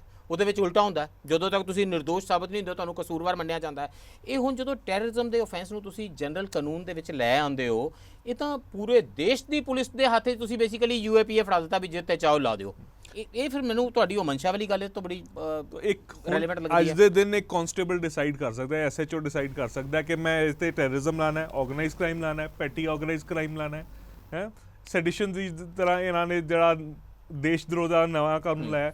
ਤੇ ਇਹ ਜਿਹੜੀ ਪਾਵਰ ਦਿੱਤੀ ਸੀ ਪਹਿਲਾਂ, ਦੇਖੋ ਯੂਏਪੀਏ 'ਚ ਬੜਾ ਕੁਝ ਸੇਫਗਾਰਡਸ ਵੀ ਸੀਗੇ। ਮੈਂ ਪਹਿਲਾਂ ਗੱਲ ਦਰਸ਼ਕਾਂ ਨੂੰ ਕਿ ਸੈਕਸ਼ਨ 113 ਇਹਨਾਂ ਨੇ ਐਡ ਕੀਤਾ ਹੈ, ਜਿਹੜੀ ਉਹ ਐਸਪੀ ਦੀ ਪਾਵਰ ਹੈ, ਬਾਅਦ 'ਚ ਡਿਸਾਈਡ ਕਰਦੀ ਕਿ ਯੂਏਪੀਏ 'ਚ ਹੋਏਗਾ। ਰੈਂਕ ਅਫਸਰ ਇਹ ਡਿਸਾਈਡ ਕਰੇਗਾ ਕਿ ਵੀ ਹੁਣ ਤੁਹਾਨੂੰ ਹੱਥਕੜੀ ਲਾਉਣੀ ਹੈ ਯੂਏਪੀਏ ਥੱਲੇ ਕਿ ਭਾਰਤੀ ਨਿਆਂ ਸੰਹਿਤਾ ਦੇ ਥੱਲੇ। ਬਾਅਦ ਦੀ ਗੱਲ ਹੈ। ਅੱਛਾ ਜੀ, ਉਸ ਤੋਂ ਪਹਿਲਾਂ ਇੱਕ ਕੋਈ ਵੀ ਪੁਲਿਸ ਆਫੀਸਰ ਐਕਟ ਕਰ ਸਕਦਾ ਹੈ, ਉਹ ਬਾਅਦ ਦੀ ਗੱਲ ਹੈ when they will decide that is one register। I just clarify here because for the audience, law में लिखा हुआ है explanation के अंदर कि पर्चा दर्ज यूएपीए में होगा या 113 भारतीय न्याय संहिता में होगा, ये एसपी डिसाइड करेगा। बट ये नहीं लिखा कि उसके लिए गाइडलाइंस क्या है, एसपी किस बेसिस पे डिसाइड करेगा। वो अलग चीज है, वो बहुत सारी चीजें हैं, लेकिन यहाँ पे कांस्टेबल पर्चा नहीं। I am pointing out because Justice Madan Lakur pointed it out हाँ, that there are no guidelines. There are no guidelines. UAPA ਚ ਐਟਲੀਸਟ ਤੁਹਾਡੇ ਕੋਲ ਇਹ ਸੀਗਾ ਕਿ ਸੈਂਕਸ਼ਨਲੀ ਆਲ ਦ ਵੇ ਹੋਮ ਸੈਕਟਰੀ ਸਾਹਿਬ ਸੈਂਕਸ਼ਨ ਦਿੰਦੇ ਸੀ ਸਾਰਾ ਮਟੀਰੀਅਲ Central government ਵਿਦਿਨ ਤੋਂ, 7 state days government ਤੋਂ 14 days prosecute ਲੈਣੀ ਪੈਂਦੀ ਲਿਮਿਟ ਸੀ। ਹੁੰਦੀ ਸੀ ਬਿਲਕੁਲ। ਹੈ ਨਾ, ਤਾਂ ਪ੍ਰੋਪਰ ਇੱਕ ਇਹਦਾ So ਪ੍ਰੋਸੀਜਰ ਸੀ, section 113 ਦੇ ਵਿੱਚ ਕੋਈ ਹੁਣ ਸੈਂਕਸ਼ਨ ਲੈਣ ਦੀ ਲੋੜ ਨਹੀਂ ਹੈ। ਕੋਈ ਸੈਂਕਸ਼ਨ ਦੀ ਲੋੜ ਨਹੀਂ। एसपी के पास पावर है। SP ਫੜੇ ਬੰਦਾ ਤੇ ਚੱਕ ਕੇ ਆਪ ਟੈਰਰਿਜ਼ਮ ਕਹਿ ਦੋ। ਵਾਹ ਜੀ। ਈਵਨ ਜਿਹੜੀ ਡੈਫੀਨੇਸ਼ਨ ਸੀ ਸੈਕਸ਼ਨ 15 ਜਿਹੜਾ UAPA ਦਾ ਉਹਨੂੰ ਟਰਾਂਸਪੋਜ਼ ਕੀਤਾ ਗਿਆ, ਉਹ ਡੈਫੀਨੇਸ਼ਨ ਵੀ ਕਾਫੀ ਪ੍ਰੋਬਲਮੈਟਿਕ ਸੀ ਕਿਉਂਕਿ ਉਸ 'ਚ ਇਕਨੋਮਿਕ ਸਿਕਿਉਰਿਟੀ, ਇਕਨੋਮਿਕ ਟੈਰਰਿਜ਼ਮ ਦੀ ਵੀ ਬਾਤ ਹੁੰਦੀ ਹੈ ਕਿ ਸਟ੍ਰਾਈਕ ਤੇ ਜਾਣਾ ਕੀ ਇਕਨੋਮਿਕ ਟੈਰਰਿਜ਼ਮ ਹੁੰਦਾ, ਮੈਨੂੰ ਨਹੀਂ ਪਤਾ। ਹੋ ਸਕਦਾ ਕਾਫੀ ਬਰੋਡ ਹੋ ਸਕਦਾ, ਜਾਰਜ ਫਰਨਾਂਡੇਸ ਟਾਈਪ ਦੀ ਸਟ੍ਰਾਈਕ ਹੋਵੇ, ਸਾਰੇ ਮੁਲਕ ਦਾ ਰੇਲਵੇ ਖੜਾ ਹੋ ਜਾਵੇ। ਬੰਗਲਾਦੇਸ਼ ਦੇ ਵਿੱਚ ਇਕਨੋਮਿਕ ਟੈਰਰਿਜ਼ਮ ਹੋ ਰਿਹਾ, ਢਾਕਾ ਇਜ਼ ਅੰਡਰ ਸੀਜ। ਤਾਂ ਪਹਿਲਾਂ ਤੁਹਾਨੂੰ ਕਰਨ ਲਈ ਸੈਂਕਸ਼ਨ ਦੀ ਲੋੜ ਹੁੰਦੀ ਸੀ, ਕਾਫੀ ਚੀਜ਼ਾਂ ਕਰਨੀਆਂ ਪੈਂਦੀ ਸੀ, ਲਿਸਟ ਆਫ ਟੈਰਰਿਸਟ ਆਰਗੇਨਾਈਜੇਸ਼ਨ ਸੀ ਵਗੈਰਾ ਵਗੈਰਾ। ਹੁਣ ਉਹ ਸਾਰੀ ਚੀਜ਼ਾਂ ਆਊਟ। ਇਹਦੇ ਨਾਲ ਆਰਗੇਨਾਈਜ਼ ਕ੍ਰਾਈਮ ਜੋ ਸਭ ਤੋਂ ਸਟ੍ਰਿਕਟ ਕਾਨੂੰਨ ਹੈ, ਮਹਾਰਾਸ਼ਟਰ 'ਚ ਹੈ, ਗਕੋਕਾ ਹੈ, ਗੁਜਰਾਤ 'ਚ, ਉਹ ਸੇਮ ਡੈਫੀਨੇਸ਼ਨ ਤੁਸੀਂ ਲਾ ਕੇ ਇੱਥੇ ਰੱਖਤੀ ਹੈ without any guidelines, nothing. And ਇਸ 'ਚ ਤੁਸੀਂ ਦੇਖੋਗੇ ਜੇ ਪਹਿਲਾਂ ਹੁੰਦੇ ਸੀਗੇ ਨਾ ਕਨਸਪੀਰੇਸੀ ਕੇਸਿਸ ਚੱਲਦੇ ਸੀਗੇ, ਮੇਰਟ ਕਨਸਪੀਰੇਸੀ, ਲਾਹੌਰ ਕਨਸਪੀਰੇਸੀ ਵਗੈਰਾ, ਉਸ ਤਰ੍ਹਾਂ ਤੁਸੀਂ ਦੇਖੋਗੇ ਆਰਗੇਨਾਈਜ਼ ਕ੍ਰਾਈਮ ਦੇ ਕੇਸ ਚੱਲਣਗੇ, ਛੋਟੀ ਛੋਟੀ ਐਵੀਡੈਂਸ ਤੇ ਲੋਕਾਂ ਨੂੰ ਕਨੈਕਟ ਕਰ ਲਿਆ ਜਾਏਗਾ, ਉਹ 10-10 ਸਾਲ ਕੇਸ ਚੱਲਣਗੇ। ਦੇयर इज नो ਲਿਮਿਟ। ਤਨਵੀਰ ਜੀ ਇਹ ਹੁਣ ਮੇਰੇ ਕੋਲ ਬ੍ਰਿਟੇਨ ਦਾ ਮਾਮਲਾ ਹੈ। ਇਹ ਬ੍ਰਿਟਿਸ਼ এনवायरमेंटल ਐਕਟਿਵਿਸਟ ਗਰੁੱਪ ਹੈ। ਇਹਨਾਂ ਨੇ ਜਿਹੜਾ M25 ਜਿਹੜਾ ਲੰਡਨ ਦੇ ਆਲੇ ਦੁਆਲੇ ਘੁੰਮਦਾ ਸਾਰਾ ਰਿੰਗ ਰੋਡ ਇੱਕ ਤਰੀਕੇ ਨਾਲ ਲੰਡਨ ਦੀ, ਉਹਨੂੰ ਬਲੌਕ ਕਰ ਦਿੱਤਾ ਤੇ ਉਹਨਾਂ ਦਾ ਨਾਮ ਹੈ ਜਸਟ ਸਟਾਪ ਆਇਲ। ਉਹ এনवायरमेंटल ਗਰੁੱਪ ਹੈ। ਉਹ ਬੜੇ ਡਰਾਮੈਟਿਕ ਐਕਸ਼ਨਸ ਉਹ ਕਈ ਵਾਰੀ ਕਰਦੇ ਨੇ। ਇੱਕ ਵਾਰੀ ਲਿਓਨਾਰਡੋ ਡਾ ਵਿੰਚੀ ਦੀ ਪੇਂਟਿੰਗ ਦੇ ਨਾਲ ਉਹਨਾਂ ਨੇ ਆਪਣੇ ਆਪ ਨੂੰ ਸੁਪਰ ਗਲੂ ਕਰ ਲਿਆ ਸੀਗਾ। ਉਹਨਾਂ ਦੇ ਉੱਤੇ ਕੋਰਟ ਨੇ ਫੈਸਲਾ ਦਿੱਤਾ ਤੇ ਉੱਥੇ ਦੇ ਹਿਸਾਬ ਨਾਲ ਇਹ ਬੜੇ ਡਰੈਕੋਨੀਅਨ ਜੇਲ੍ਹ ਸੈਂਟੈਂਸਸ ਨੇ। ਉਹਨਾਂ ਨੇ ਕਿਹਾ ਇਹ ਲੋਕੀ ਇੱਕ ਜ਼ੂਮ ਕਾਲ ਦੇ ਉੱਤੇ ਇਹ ਸਾਰਾ ਕੁਝ ਪਲਾਨ ਕਰ ਰਹੇ ਸਨ ਕਿ ਅਸੀਂ ਕਿਵੇਂ ਰੋਕਣਾ ਹੈ। ਜ਼ੂਮ ਕਾਲ ਦੇ ਵਿੱਚ ਬੜਾ ਧਿਆਨ ਨਾਲ ਪਲਾਨ ਕੀਤਾ ਜਾ ਰਿਹਾ ਸੀ ਵੀ ਗ੍ਰੇਟਰ ਲੰਡਨ ਏਰੀਆ ਦੇ ਵਿੱਚ ਇੱਥੇ ਤੂੰ ਹੋਏਗਾ, ਫਲਾਣੇ ਚੌਂਕ ਤੇ ਤੂੰ ਹੋਏਗਾ, ਫਲਾਣੇ ਚੌਂਕ ਤੇ ਤੂੰ ਹੋਏਗਾ। ਸੋ ਬਹੁਤ ਇੰਟਰੀਕੇਟ ਕਨਸਪੀਰੇਸੀ ਸੀ ਤੇ ਉਹਨਾਂ ਨੇ ਚੱਕ ਕੇ 4 ਸਾਲ 5 ਸਾਲ 7 ਸਾਲ ਲਈ ਜੇਲ੍ਹ ਵਿੱਚ ਭੇਜ ਦਿੱਤਾ ਉਹਨਾਂ ਨੂੰ। ਇਹ 18 ਜੁਲਾਈ ਦਾ ਫੈਸਲਾ। ਇਹ ਮਤਲਬ ਉੱਥੇ ਜੋ ਕਰ ਰਹੇ ਸਨ ਉਹ ਨਾਨ ਵਾਇਲੈਂਟ ਸਿਵਲ ਰੈਜ਼ਿਸਟੈਂਸ ਹੈ, ਠੀਕ ਹੈ ਜੀ, ਯੂਕੇ ਗਵਰਨਮੈਂਟ ਦੇ ਉੱਤੇ। ਹੁਣ ਮੇਰੇ ਕਿਸਾਨ ਸ਼ੰਭੂ ਬਾਰਡਰ ਤੇ ਬੈਠ ਜਾਣ, ਜਾ ਕੇ ਸਿੰਘੂ ਟਿਕਰੀ ਬਾਰਡਰ ਦੇ ਉੱਤੇ ਚਲੇ ਜਾਣ, ਤੇ ਅਰਜੁਨ ਜੀ ਨੇ ਜਿਹੜੀ ਟਰਮ ਯੂਜ਼ ਕੀਤੀ ਹੈ ਇਕਨੋਮਿਕ ਟੈਰਰਿਜ਼ਮ, ਜਿਹੜੀ ਹੁਣ ਯੂਜ਼ ਹੋ ਰਹੀ ਹੈ, ਤਾਂ ਇੱਕ ਸੁਪਰਿੰਟੈਂਡੈਂਟ ਪੁਲਿਸ ਦਾ ਇਹ ਫੈਸਲਾ ਕਰ ਸਕਦਾ ਹੈ ਕਿ ਇਹ ਇਕਨੋਮਿਕ ਟੈਰਰਿਜ਼ਮ ਹੋਇਆ ਕਿ ਨਹੀਂ, ਇਹ UAPA ਥੱਲੇ ਜਾਏ ਕਿ ਨਹੀਂ। ਤੇ ਉੱਥੇ ਖੜ ਕੇ ਜਿਹੜਾ ਉਹਨਾਂ ਨੇ ਬਿਆਨ ਦੇਣਾ ਹੈ ਇਸੇ ਹੀ ਲਾਅ ਦੇ ਉੱਤੇ ਪਾਰਲੀਮੈਂਟ ਵਿੱਚ ਹੋਈ ਬਹਿਸ ਬਾਰੇ, ਤੇ ਉਹਨਾਂ ਨੇ ਕਹਿਣਾ ਇਹ ਪਾਰਲੀਮੈਂਟ ਕੋਈ ਪਾਰਲੀਮੈਂਟ ਨਹੀਂ, 146 MP ਉਸ ਵੇਲੇ ਕੱਢੇ ਹੋਏ ਸੀ, ਤੁਸੀਂ ਸਸਪੈਂਡ ਕੀਤੇ ਹੋਏ ਸੀ, ਤੁਸੀਂ ਵੌਇਸ ਵੋਟ ਨਾਲ ਕੀਤਾ, ਵੋਟਿੰਗ ਤੱਕ ਨਹੀਂ ਕਰਾਈ। ਕੋਵਿਡ ਦੇ ਦੌਰਾਨ ਤੁਸੀਂ ਜਿਹੜੀਆਂ ਕੰਸਲਟੇਸ਼ਨ ਕੀਤੀਆਂ, ਵੱਡੇ ਵੱਡੇ ਲੀਗਲ ਲਿਊਮੀਨਰੀਜ਼ ਨੇ ਤੁਹਾਨੂੰ ਜਿਹੜੀਆਂ ਸਲਾਹਾਂ ਦਿੱਤੀਆਂ ਸੀ, ਤੁਸੀਂ ਉਹਨਾਂ ਨੂੰ ਦਰਕਿਨਾਰ ਕਰ ਦਿੱਤਾ ਹੈ। ਇਹ ਪਾਰਟ ਟਾਈਮ 4 ਪ੍ਰੋਫੈਸਰ ਪੰਜਵੇਂ ਮਹੇਸ਼ ਜੇਠ ਮਲਾਨੀ, ਇਹਨਾਂ ਨੂੰ ਲੈ ਕੇ ਤੁਸੀਂ ਕਾਨੂੰਨ ਬਣਾ ਦਿੱਤਾ। ਇਦਾਂ ਹੀ ਹੈ, ਮਤਲਬ ਜੇ ਕੋਈ ਹੋ ਰਿਹਾ ਤਾਂ ਬਿਲਕੁਲ ਮੈਂ ਤਾਂ ਆਪਣੇ ਕੋਲੋਂ ਤਾਂ ਮੈਂ ਨਹੀਂ ਕਹਿ ਰਿਹਾ, ਬਿਲਕੁਲ ਇਹੀ ਪੰਜ ਨੇ ਸੀਗੇ। ਤੇ ਇਹ ਜਿਹੜੇ ਕਾਨੂੰਨ ਬਣਾ ਦਿੱਤੇ ਨੇ ਇਹ ਦੇਸ਼ ਲਈ ਘਾਤਕ ਨੇ, ਤੇ ਇਹ ਤੇ ਸੈਡੀਸ਼ਨ ਹੋ ਸਕਦੀ ਹੈ ਸਰਕਾਰ ਦੇ ਖਿਲਾਫ। ਤੁਸੀਂ ਮਤਲਬ ਸਰਕਾਰ ਦਾ ਇਕਬਾਲ ਜਿਹੜਾ ਉਹ ਕੁਐਸਚਨ ਹੋ ਰਿਹਾ, ਤੇ ਫਿਰ ਇਹ ਮਨਸ਼ਾ ਦੇ ਉੱਤੇ ਮੈਂ ਕਿਉਂ ਨਾ ਜਾਵਾਂ। ਤੇ ਸਿੰਘੂ ਟਿਕਰੀ ਬਾਰਡਰ ਦੇ ਉੱਤੇ ਹੁਣ ਕੱਲ ਨੂੰ ਮੰਨ ਲਓ ਕੋਈ ਟੈਂਕੀਆਂ ਦੇ 4 ਚੜ ਜਾਂਦੇ ਨੇ ਅਧਿਆਪਕ, ਕਿਸ ਤਰ੍ਹਾਂ ਡੀਲ ਕੀਤਾ ਜਾਏਗਾ, ਕਿੰਨੇ ਦਿਨਾਂ ਲਈ ਅੰਦਰ ਜਾ ਸਕਦੇ ਨੇ? नहीं, आपके सवालों में ही आपका जवाब है जी। पहले जिस तरह से डरा ਤੁਸੀਂ ਠੀਕ ਹੋਵੋ, ਰੱਬ ਕਰੇ 15 ਦਿਨ ਲਈ ਅੰਦਰ ਜਾਣ। ਜੇ ਵਿਪਿਨ ਠੀਕ ਹੋਏ, ਮੇਨਕਾ ਗੁਰੂਸਵਾਮੀ ਠੀਕ ਹੋਏ ਤਾਂ 60 ਦਿਨ ਲਈ ਅੰਦਰ ਜਾਣਗੇ। मैं नहीं चाहता कि मैं ठीक हूं, मैं खुद भी नहीं चाहता हूं। हाँ, मैं नहीं, चाहता हूं कि मैं गलत निकलूं। मैं ये मेरे को इतना पता है कि हमने इस सेक्शन के ऊपर 193 है शायद, काफी डिस्कशन किया, उसके बावजूद ही हम इस कंक्लूजन में पहुंचे थे कि जो पहला, क्योंकि लॉ में एक छोटी सी बात होती है, चाहे हमारी ऑडियंस इसको शायद समझेगी कि लॉ में, और ये शायद जिंदगी के साथ भी होता है, आप ना एक चीज को लेके पूरी जिंदगी किताब का कवर बरीक नुक्ते दे बरीक आप नुक्ते दा किताब बरीक का नुक्ता कवर देख के ये नहीं कह सकते कि पूरी किताब क्या होगी, एक दिन को देख के पूरी जिंदगी क्या होगी। तो सेक्शन की एक सेक्शन क्लॉज 2 को देख के, जहाँ बियॉन्ड 15 डेज लिख दिया गया, आप ये नहीं कह सकते कि 60-90 हो गया, क्योंकि सेक्शन सब सेक्शन 2 को सब सेक्शन 1 अमित शाह जी नु देख के कहीं कुछ कह सकता, पर मतलब आप अपना सहमत हो रहे हैं जी। लेकिन अगर आप उसके पहले क्लॉज और पूरे के पूरे एक्ट को, पूरे प्रोविजन को ठीक से पढ़ेंगे तो वहां पे वो क्लैरिफाई किया हुआ है कि 15 दिन इन होल और इन पार्ट्स, इस कहने और इन पार्ट्स को कहने से मतलब ये क्लियर हो गया। ਮੈਨੂੰ ਇਹ ਦੱਸੋ, ਸਰਕਾਰ ਜਦੋਂ ਖੜ ਕੇ ਪਬਲਿਕਲੀ ਬਾਰ-ਬਾਰ ਇਹ ਕਵੇ ਕਿ ਅਸੀਂ ਸੈਡੀਸ਼ਨ ਦਾ ਕਾਨੂੰਨ ਖਤਮ ਕਰ ਰਹੇ, नहीं वहां पे हाँ जी ਸੁਪਰੀਮ ਕੋਰਟ ਨੇ ਮਈ 2022 ਦੇ ਵਿੱਚ ਕਿਹਾ ਕਿ ਸਾਰੇ ਸੈਡੀਸ਼ਨ ਦੇ ਐਕਟ ਨੂੰ ਅਸੀਂ ਸਾਰਾ ਆਪਰੇਸ਼ਨ ਰੋਕ ਦਿੱਤਾ, ਜਿੱਥੇ ਜੋ ਹੈ ਉੱਤੇ ਖੜਾ ਹੋ ਜਾਵੇ। ਇੱਕ ਜਨਰਲ ਅੰਡਰਸਟੈਂਡਿੰਗ ਬਣ ਗਈ ਸੀ ਕਿ ਸੈਡੀਸ਼ਨ ਦਾ ਐਕਟ ਨਹੀਂ ਰਹੇਗਾ, ਸਰਕਾਰ ਨੇ ਵੀ नहीं रहेगा। ਉਸ ਤੋਂ ਬਾਅਦ ਜਦੋਂ ਕਾਨੂੰਨ ਆਂਦਾ, ਉਹਨਾਂ ਨੇ ਕਿਹਾ ਸੈਡੀਸ਼ਨ ਕਿਹਾ ਸੀ ਨਾ ਨਹੀਂ ਰਹੇਗਾ, ਅਸੀਂ ਸੈਡੀਸ਼ਨ ਦਾ ਸ਼ਬਦ ਨਹੀਂ ਯੂਜ਼ ਕੀਤਾ, 124 ਇਹ ਵਾਲਾ ਨਹੀਂ ਯੂਜ਼ ਕੀਤਾ, ਆ ਜਿਹੜਾ 152 ਸੈਕਸ਼ਨ ਨਵਾਂ ਪਾਇਆ ਭਾਰਤੀ ਨਿਆਂ ਸੰਹਿਤਾ ਇਹਦੇ ਵਿੱਚ ਤਾਂ endangering sovereignty unity and integrity of India ਤੁਸੀਂ ਫੜ ਕੇ ਜਿੰਨੂੰ ਮਰਜ਼ੀ अंदर धर दो, राजद्रोह नहीं होता, देशद्रोह लाओ, बहुत ज्यादा वाइड है। और आपको मैं ये भी बोलूंगी कि 152 के साथ साथ अगर आप इसमें 197 का clause A sub clause D भी देखोगे ना, उसमें जो एक नई भाषा डाली गई है, अच्छा जी, वो भी इसी चीज को कवर करता है कि आप देश की इंटीग्रेशन, पहले वाली इंटीग्रेशन में वो कम्युनिटी की बात करते थे, हार्मनी की बात करते थे, जो हमारा 153 बी था पुराने एक्ट में, आईपीसी में। नए में जो उन्होंने नया सेक्शन डाला है, ये इस चीज को भी लेके आता है कि आपने कोई मिसलीडिंग इन्फॉर्मेशन दे दी है, फॉल्स इन्फॉर्मेशन दे दी है। आजकल की डेट में आपने देखा है जो भी इन्फॉर्मेशन गवर्नमेंट को सूट नहीं करती है वो मिसलीडिंग बन जाती है। तो आपने सेडिशन को 124A में दिखाने के लिए नॉमेनक्लेचर में हटा दिया है, लेकिन 2 सेक्शंस ऐसे ऐड कर दिए हैं जो सेडिशन से भी आगे हैं, और उसमें आपने अदर थिंग्स को बीच में इंक्लूड करके उसकी डेफिनेशन को भी बहुत ज्यादा वाइड कर दिया है। अगर आपको कोई डाउट है कि 152 is not a substitute of 124A, कि ये नया है, अलग सेक्शन है, वो अलग था, गवर्नमेंट को इंडिया लिखने से फर्क नहीं पड़ जाता। आप उसकी एक्सप्लेनेशंस देख लीजिए जी, कमीज भी नहीं बदली है, कमीज थोड़ी फट गई थी, टांका लगाया गया है, कमीज भी वही है, एक्सप्लेनेशन सेम है, सब कुछ। अब लैंग्वेज देखिए, कुछ वर्ड्स को गवर्नमेंट सरकार धोखा कर रही है साडे ना, नहीं मुझे लगता है इस सरकार को थानेदार राज आ रहा है, थानेदार राज शुरू हो गया। मैं एक चीज कहना चाहूंगी कि सरकार धोखा नहीं, सुप्रीम कोर्ट स्टेप्स इन, मैंने डर है कि थानेदार राज ने ज्यादा चीजें कवर मैं सिर्फ एक चीज अपनी ऑडियंस के लिए बोलना चाहूंगी कि एक चीज हमें अपने दिमाग में क्लियर कर लेनी चाहिए, जो मेरे को as a professional for 20 years समझ में आया इन तीनों लॉज को पढ़ के, कि ये हम इसको नया लॉ कहना बंद करें।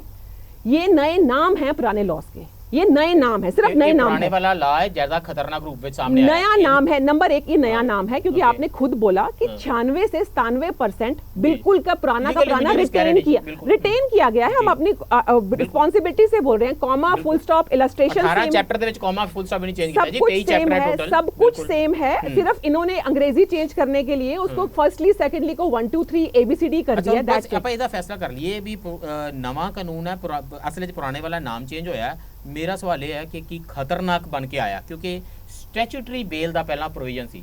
ਤੁਸੀਂ ਕਿਸੇ ਕੇਸ ਦੇ ਵਿੱਚ ਤੁਹਾਡੇ ਸੁਣਵਾਈ ਚੱਲ ਰਹੀ ਹੈ, ਟ੍ਰਾਇਲ ਤੁਹਾਡਾ ਹੋ ਰਿਹਾ, ਉਹਦੇ 'ਚ ਵੱਧ ਤੋਂ ਵੱਧ ਸਜ਼ਾ 10 ਸਾਲ ਹੋ ਸਕਦੀ ਹੈ। ਜੇ 5 ਸਾਲ ਹੋ ਗਏ ਨੇ ਤੁਹਾਨੂੰ, ਜੇ ਉਹਦੇ 'ਚ 7 ਸਾਲ ਸਜ਼ਾ ਹੋ ਸਕਦੀ ਹੈ, ਤੁਹਾਨੂੰ 3.5 ਸਾਲ ਟੱਪ ਗਏ ਨੇ, ਤਾਂ ਤੁਹਾਨੂੰ ਸਟੈਚੂਟਰੀ ਬੇਲ ਮਿਲ ਜਾਂਦੀ ਸੀ ਕਿ ਭਾਈ ਪਤਾ ਨਹੀਂ ਕਦੋਂ ਤੱਕ ਚੱਲਣਾ, ਅੱਧੀ ਸਜ਼ਾ ਦੇ ਬਰਾਬਰ ਤਾਂ ਬੰਦਾ ਅੰਦਰ ਹੀ ਰਹਿ ਗਿਆ, ਤੇ ਤੁਹਾਨੂੰ ਜ਼ਮਾਨਤ ਮਿਲ ਜਾਂਦੀ ਸੀ। ਹੁਣ ਇਹਨਾਂ ਨੇ ਉਹ ਵਾਲਾ ਜਿਹੜਾ ਸਟੈਚੂਟਰੀ ਬੇਲ ਹੈ ਉਹ ਵਿੱਚੋਂ ਕੱਢ ਦਿੱਤਾ। नहीं, वो पूरी तरह से निकाला नहीं है, थोड़ी कंडीशंस उसकी वो स्ट्रिक्ट कर दी। उसमें ये कर दिया कि अगर आपके ऊपर कोई FIR है और उसमें मल्टीपल ऑफेंसेस हैं, तो एक ऑफेंस थानेदार और ला हाँ, अगर मल्टीपल ऑफेंसेस है तो आपको बेनिफिट नहीं मिलेगा। अगर आपके ऊपर एक से ज्यादा FIR है तो आपको बेनिफिट नहीं मिलेगा। अब मैं आपको बताऊं कि बहुत रेयर होता है, पहला आ गया होता ते शर्जील इमाम ते बाहर ना आंदा, एक पर्चा ही और कट, बिल्कुल ठीक है। बहुत आम तौर की बात है कि कोई FIR एक सेक्शन में रजिस्टर होती नहीं है, कोई भी ऑफेंस होता है उसके साथ एक दो इंसिडेंट हो जाते हैं। तो उस तरह से ये जो उसकी लैंग्वेज है, इसने अपने आप में इस सेक्शन को मतलब हटा दिया, डिलीट ही कर दिया। एक जेब डाइल्यूट नहीं बल्कि डिलीट कर छड़ेगी। यही काम उत्थे पाकिस्तान ਦੇ ਵਿੱਚ ਹੋ ਰਿਹਾ ਹੈ। ਜਿਸ ਦਿਨ ਇਮਰਾਨ ਖਾਨ ਨੂੰ ਛੱਡਦੇ ਆ, ਬਾਹਰ ਦੂਜੀ ਆ ਜਾਂਦੀ ਹੈ। ਉਸ ਦਿਨ ਸਨਮ ਜਵੇਦ ਨੂੰ ਛੱਡਿਆ, ਬਾਹਰ ਪੁਲਿਸ ਖੜਾ ਕੇ ਜੀ ਅਸੀਂ ਨਵਾਂ ਪਰਚਾ ਲਾਇਆ ਆ ਬੀਬੀ ਜੀ, ਬੈਠੋ ਦੁਬਾਰਾ ਜਿਪਸੀ ਚ। ਐਸਪੀਜੀ ਇਨਫੈਕਟ ਮੈਂ ਕਹੂੰਗਾ ਇਹ ਕੋਲੋਨਾਈਜੇਸ਼ਨ ਦੇ ਖਿਲਾਫ ਦੀ ਗੱਲ ਕਰਦੇ, ਮੈਂ ਕਹਿੰਦਾ ਤੁਸੀਂ ਆਪਣੇ ਕੋਲੋਨੀਅਲ ਮਾਸਟਰ ਤੋਂ ਹੀ ਸਿੱਖ ਲੈਂਦੇ। ਉੱਥੇ यूके ने अपना लॉ इन्ना अमेंड करता है, डेथ पेनल्टी खत्म करती है, ਉੱਥੇ 24 ਘੰਟੇ ਤੋਂ ਜ਼ਿਆਦਾ ਪੁਲਿਸ ਰਿਮਾਂਡ ਨਹੀਂ ਹੋ ਸਕਦੀ। ਅਰੈਸਟ ਕਰਨ ਤੋਂ ਪਹਿਲਾਂ ਤੁਹਾਨੂੰ ਆਮ ਤੌਰ ਤੇ ਵਾਰੰਟ ਕਰਨਾ ਪੈਂਦਾ ਹੈ। ਕੋਈ ਗੱਲ ਨਹੀਂ ਹੋਈ ਹੈ ਨਾ, ਕੋਈ ਸੇਮ ਸਭ ਕੁਝ ਸੇਮ ਗੱਲ ਕਰਦੇ ਹੈ। ਤੁਹਾਨੂੰ ਹਰ ਚੀਜ਼ ਜਿਹੜੀ ਤੁਸੀਂ ਉਸ ਉਹਨਾਂ ਤੋਂ ਹੀ ਸਿੱਖ ਲੈਂਦੇ। EU ਦੇ ਆਉਣ ਦੇ ਬਾਅਦ UK ਤੇ ਇੰਨੀ ਪ੍ਰੋਗਰੈਸ ਹੋਈ ਹੈ, ਤੁਸੀਂ ਉਹੀ ਪ੍ਰੋਵੀਜ਼ਨ ਲੈ ਆਂਦੇ। ਯੂਰਪੀਅਨ ਯੂਨੀਅਨ ਦੀ ਤਾਂ ਤੁਸੀਂ ਮੈਂਬਰਸ਼ਿਪ ਲਈ ਅਪਲਾਈ ਤੱਕ ਨਹੀਂ ਕਰ ਸਕਦੇ ਜੇ ਤੁਹਾਡੇ ਮੁਲਕ ਵਿੱਚ ਫਾਂਸੀ ਦੀ ਸਜ਼ਾ ਦਾ ਪ੍ਰਾਵਧਾਨ ਹੈ। ਤਾਂ ਤੁਸੀਂ ਮੰਗ ਵੀ ਨਹੀਂ ਸਕਦੇ ਕਿ ਸਾਨੂੰ ਆਪਣਾ ਮੈਂਬਰ ਬਣਾ ਲਓ। ਨਵੀਂ ਚੀਜ਼ ਕੀ ਕੀਤੀ ਹੈ 21st ਸੈਂਚੁਰੀ ਇੰਡੀਆ ਦੀ ਗੱਲ, ਡੈਥ ਪੈਨਲਟੀ ਬਾਰੇ ਗੱਲ ਕਰਨੀ ਹੈ, ਇੱਕ ਮੈਰਿਟਲ ਰੇਪ ਬਾਰੇ ਗੱਲ ਕਰਨੀ, ਕਿਉਂਕਿ ਆਪਾਂ ਇੱਕ ਵਾਰੀ ਪਹਿਲਾਂ ਇਹ ਡਿਬੇਟ ਵੀ ਪੂਰਾ ਕੀਤਾ ਸੀਗਾ ਇਸੇ ਪ੍ਰੋਗਰਾਮ ਦੇ ਵਿੱਚ। ਕੁਝ ਗੱਲਾਂ ਹੋਰ ਕਰਨ ਵਾਲੀਆਂ ਨੇ ਕਿਸ ਤਰੀਕੇ ਦੇ ਨਾਲ, ਵੈਸੇ ਕਈ ਚੰਗੀਆਂ ਗੱਲਾਂ ਨੇ, ਕਈ ਇਹੋ ਜਿਹੇ ਕਸੂਰ ਨੇ, ਇਹ ਨਹੀਂ ਪਤਾ ਕਿਹੜੇ ਕਿਹੜੇ ਨੇ ਜਿਹਦੇ ਚ ਹੋ ਸਕਦਾ ਤੁਹਾਨੂੰ ਸਜ਼ਾ ਨਾ ਦੇਵੇ, ਜੱਜ ਇੰਨਾ ਹੀ ਕਹਿ ਦੇਵੇ ਬਾ ਆਪਣੀ ਗਲੀ ਚ ਝਾੜੂ ਝੂੜੂ ਮਾਰ ਲੈਣਾ ਬਸ, ਐਨੇ ਨਾਲ ਵੀ ਹੋ ਜਾਏਗਾ। Have they defined it, we'll talk about it after this break.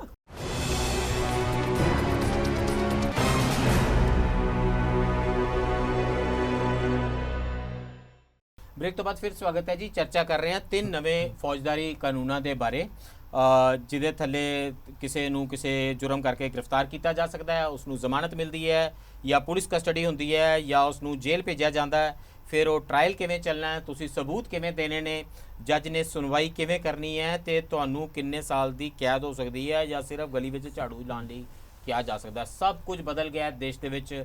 160 ਸਾਲਾਂ ਬਾਅਦ 164 ਸਾਲਾਂ ਬਾਅਦ ਇਹ ਕਾਨੂੰਨ ਅੰਗਰੇਜ਼ਾਂ ਦੇ ਬਣਾਏ ਹੋਏ ਸਰਕਾਰ ਨੇ ਛੱਡ ਦਿੱਤੇ ਨੇ ਤੇ ਨਵਾਂ ਕਾਨੂੰਨ 1 ਜੁਲਾਈ ਤੋਂ ਲਾਗੂ ਹੋ ਗਿਆ ਹੈ, ਜਿਹੜਾ ਸਾਡਾ ਸਿੰਧੂ ਸਰਸਵਤੀ ਘਾਟੀ ਦੀ ਸਭਿਅਤਾ ਦੇ ਲੋਕਾਂ ਦਾ ਹੁਣ ਨਵਾਂ ਕਾਨੂੰਨ ਹੋਵੇਗਾ। ਸਾਡੇ ਨਾਲ ਅਰਜੁਨ ਸ਼ਰੋਨ ਜੀ ਹਨ ਵਕੀਲ, ਮਿਸ ਤਨੂ ਬੇਦੀ ਹਨ ਵਕੀਲ ਅਤੇ ਵਿਪਿਨ ਕੁਮਾਰ ਜੀ ਵਕੀਲ ਹਨ, ਜਿਹੜੇ ਇਹਨਾਂ ਸਭ ਦੇ ਨਾਲ ਹੀ ਮੱਥਾਪੱਚੀ ਕਰਦੇ ਹਨ। ਸੋ ਅਰਜੁਨ ਸ਼ਰੋਨ ਜੀ, ਤੁਸੀਂ ਪਿਛਲੇ ਸੈਗਮੈਂਟ 'ਚ ਡੈਥ ਪੈਨਲਟੀ ਦੀ ਗੱਲ ਕੀਤੀ ਸੀ। ਆਮ ਤੌਰ 'ਤੇ ਇੱਕ ਪ੍ਰੋਗਰੈਸਿਵ ਢੰਗ 'ਤੇ ਸਮਝਿਆ ਜਾਂਦਾ ਹੈ ਕਿ ਆਹਿਸਤਾ ਆਹਿਸਤਾ ਅਸੀਂ ਉੱਧਰ ਨੂੰ ਵਧਾਂਗੇ ਕਿ ਮੌਤ ਦੀ ਸਜ਼ਾ ਤੋਂ ਅਸੀਂ ਛੁਟਕਾਰਾ ਪਾਈਏ।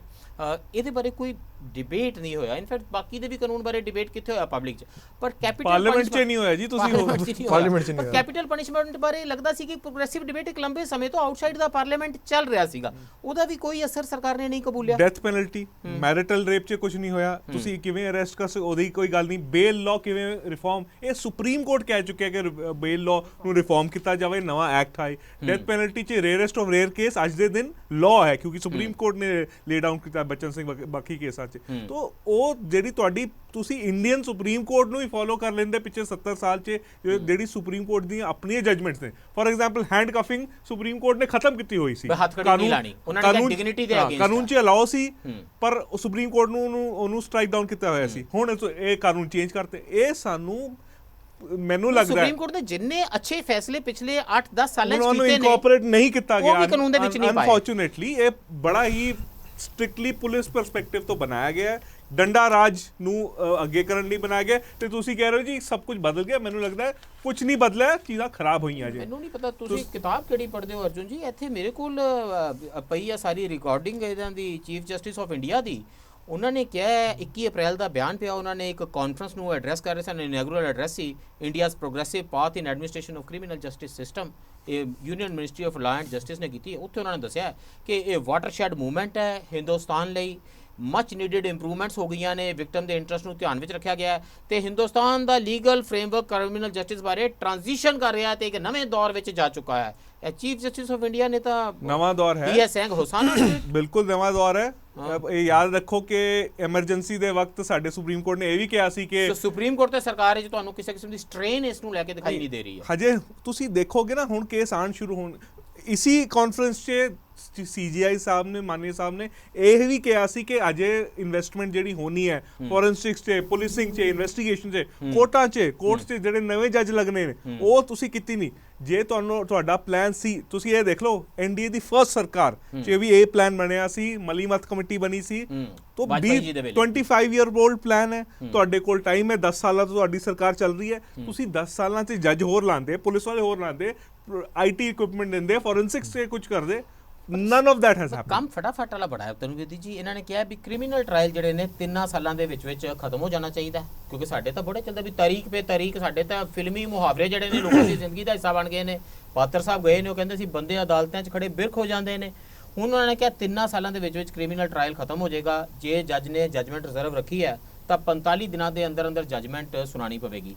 ਬਲਕਿ ਜਲਦੀ ਇੰਨੀ ਹੈ ਸਰਕਾਰ ਨੂੰ ਇਨਸਾਫ ਕਰਨ ਦੀ, ਉਹਨਾਂ ਨੇ ਕਾਨੂੰਨ ਬਣਾ ਦਿੱਤਾ ਹੈ। ਇਹ ਨਵੇਂ ਪ੍ਰੋਸੀਜਰ ਐਕਟ ਕੋਡ ਦੇ ਵਿੱਚ ਉਹਨਾਂ ਨੇ ਕਿਹਾ ਜੇ ਬੰਦਾ ਨਾ ਮਿਲੇ ਤੇ ਇਨ ਐਬਸੈਂਸ਼ੀਆ ਟ੍ਰਾਇਲ ਕਰੋ ਤੇ ਮਾਮਲਾ ਖਤਮ ਕਰੋ, ਹੈ ਨਾ। ਇਹਦਾ ਮਤਲਬ ਜੇ ਇਨ ਐਬਸੈਂਸ਼ੀਆ ਹੀ ਟ੍ਰਾਇਲ ਹੋਣਾ, ਇਨ ਐਬਸੈਂਸ਼ੀਆ ਦਾ ਮਤਲਬ ਹੁੰਦਾ ਹੈ ਕਿ ਬੰਦਾ ਫੜਿਆ ਕੋਈ ਨਹੀਂ ਗਿਆ ਤਾਂ ਵੀ ਉਹਦੇ ਤੇ ਮੁਕੱਦਮਾ ਚਲਾ ਦਿਓ। ਇਹਦਾ ਮਤਲਬ ਹੈ ਥਾਣੇਦਾਰ ਦੇ ਉੱਤੇ ਹੁਣ ਪ੍ਰੈਸ਼ਰ ਕੀ ਹੈ ਮੈਨੂੰ ਫੜਨ ਦਾ, ਜਦ ਮੇਰੀ ਐਬਸੈਂਸ ਵਿੱਚ ਹੀ ਉਹ ਮੁਕੱਦਮਾ ਚਲਾ ਕੇ ਤੇ ਫੈਸਲਾ ਲੈ ਸਕਦਾ ਹੈ। ਉਹ ਕਾਹਨੂੰ ਲੱਭਦਾ ਫਿਰੇਗਾ, ਟੱਕਰਾ ਮਾਰਦਾ ਫਿਰੇਗਾ, ਰੀਡਿੰਗ ਟੀਮਾਂ ਬਣਾਏਗਾ, 10 सूबਿਆਂ 'ਚ ਜਾਏਗਾ, ਉਹ ਬਣਾ ਕੇ ਤੇ ਫੈਸਲਾ करेगा। How do you see this in absentia trial?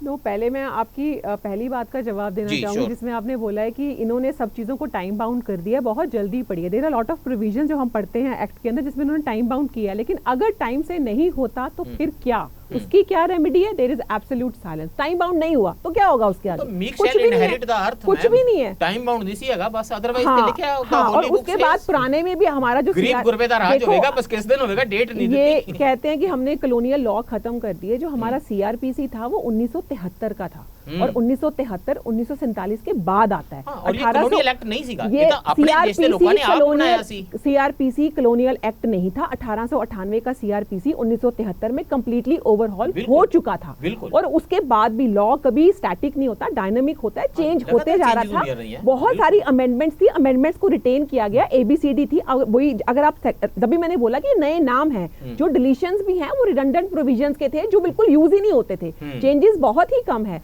रही बात ये पीओ की इन एब्सेंशिया ट्रायल करने की, इसको मैं बैलेंस लेके चलूंगी as a student of law, कि हो सकता है कई केसेस में क्या होता है कि 5 एक्यूज्ड हैं, एक भाग गया, बाकी क्यों फंसे हैं? नहीं, बाकी का ट्रायल चलता था, उसका ड्रॉप हो जाता था, एविडेंस सेम है, सब कुछ सेम है, तो कल को वो बाद में अगर वो एक्विटल हो जाते थे तो उसको दोबारा से आके भुगतना पड़ता था।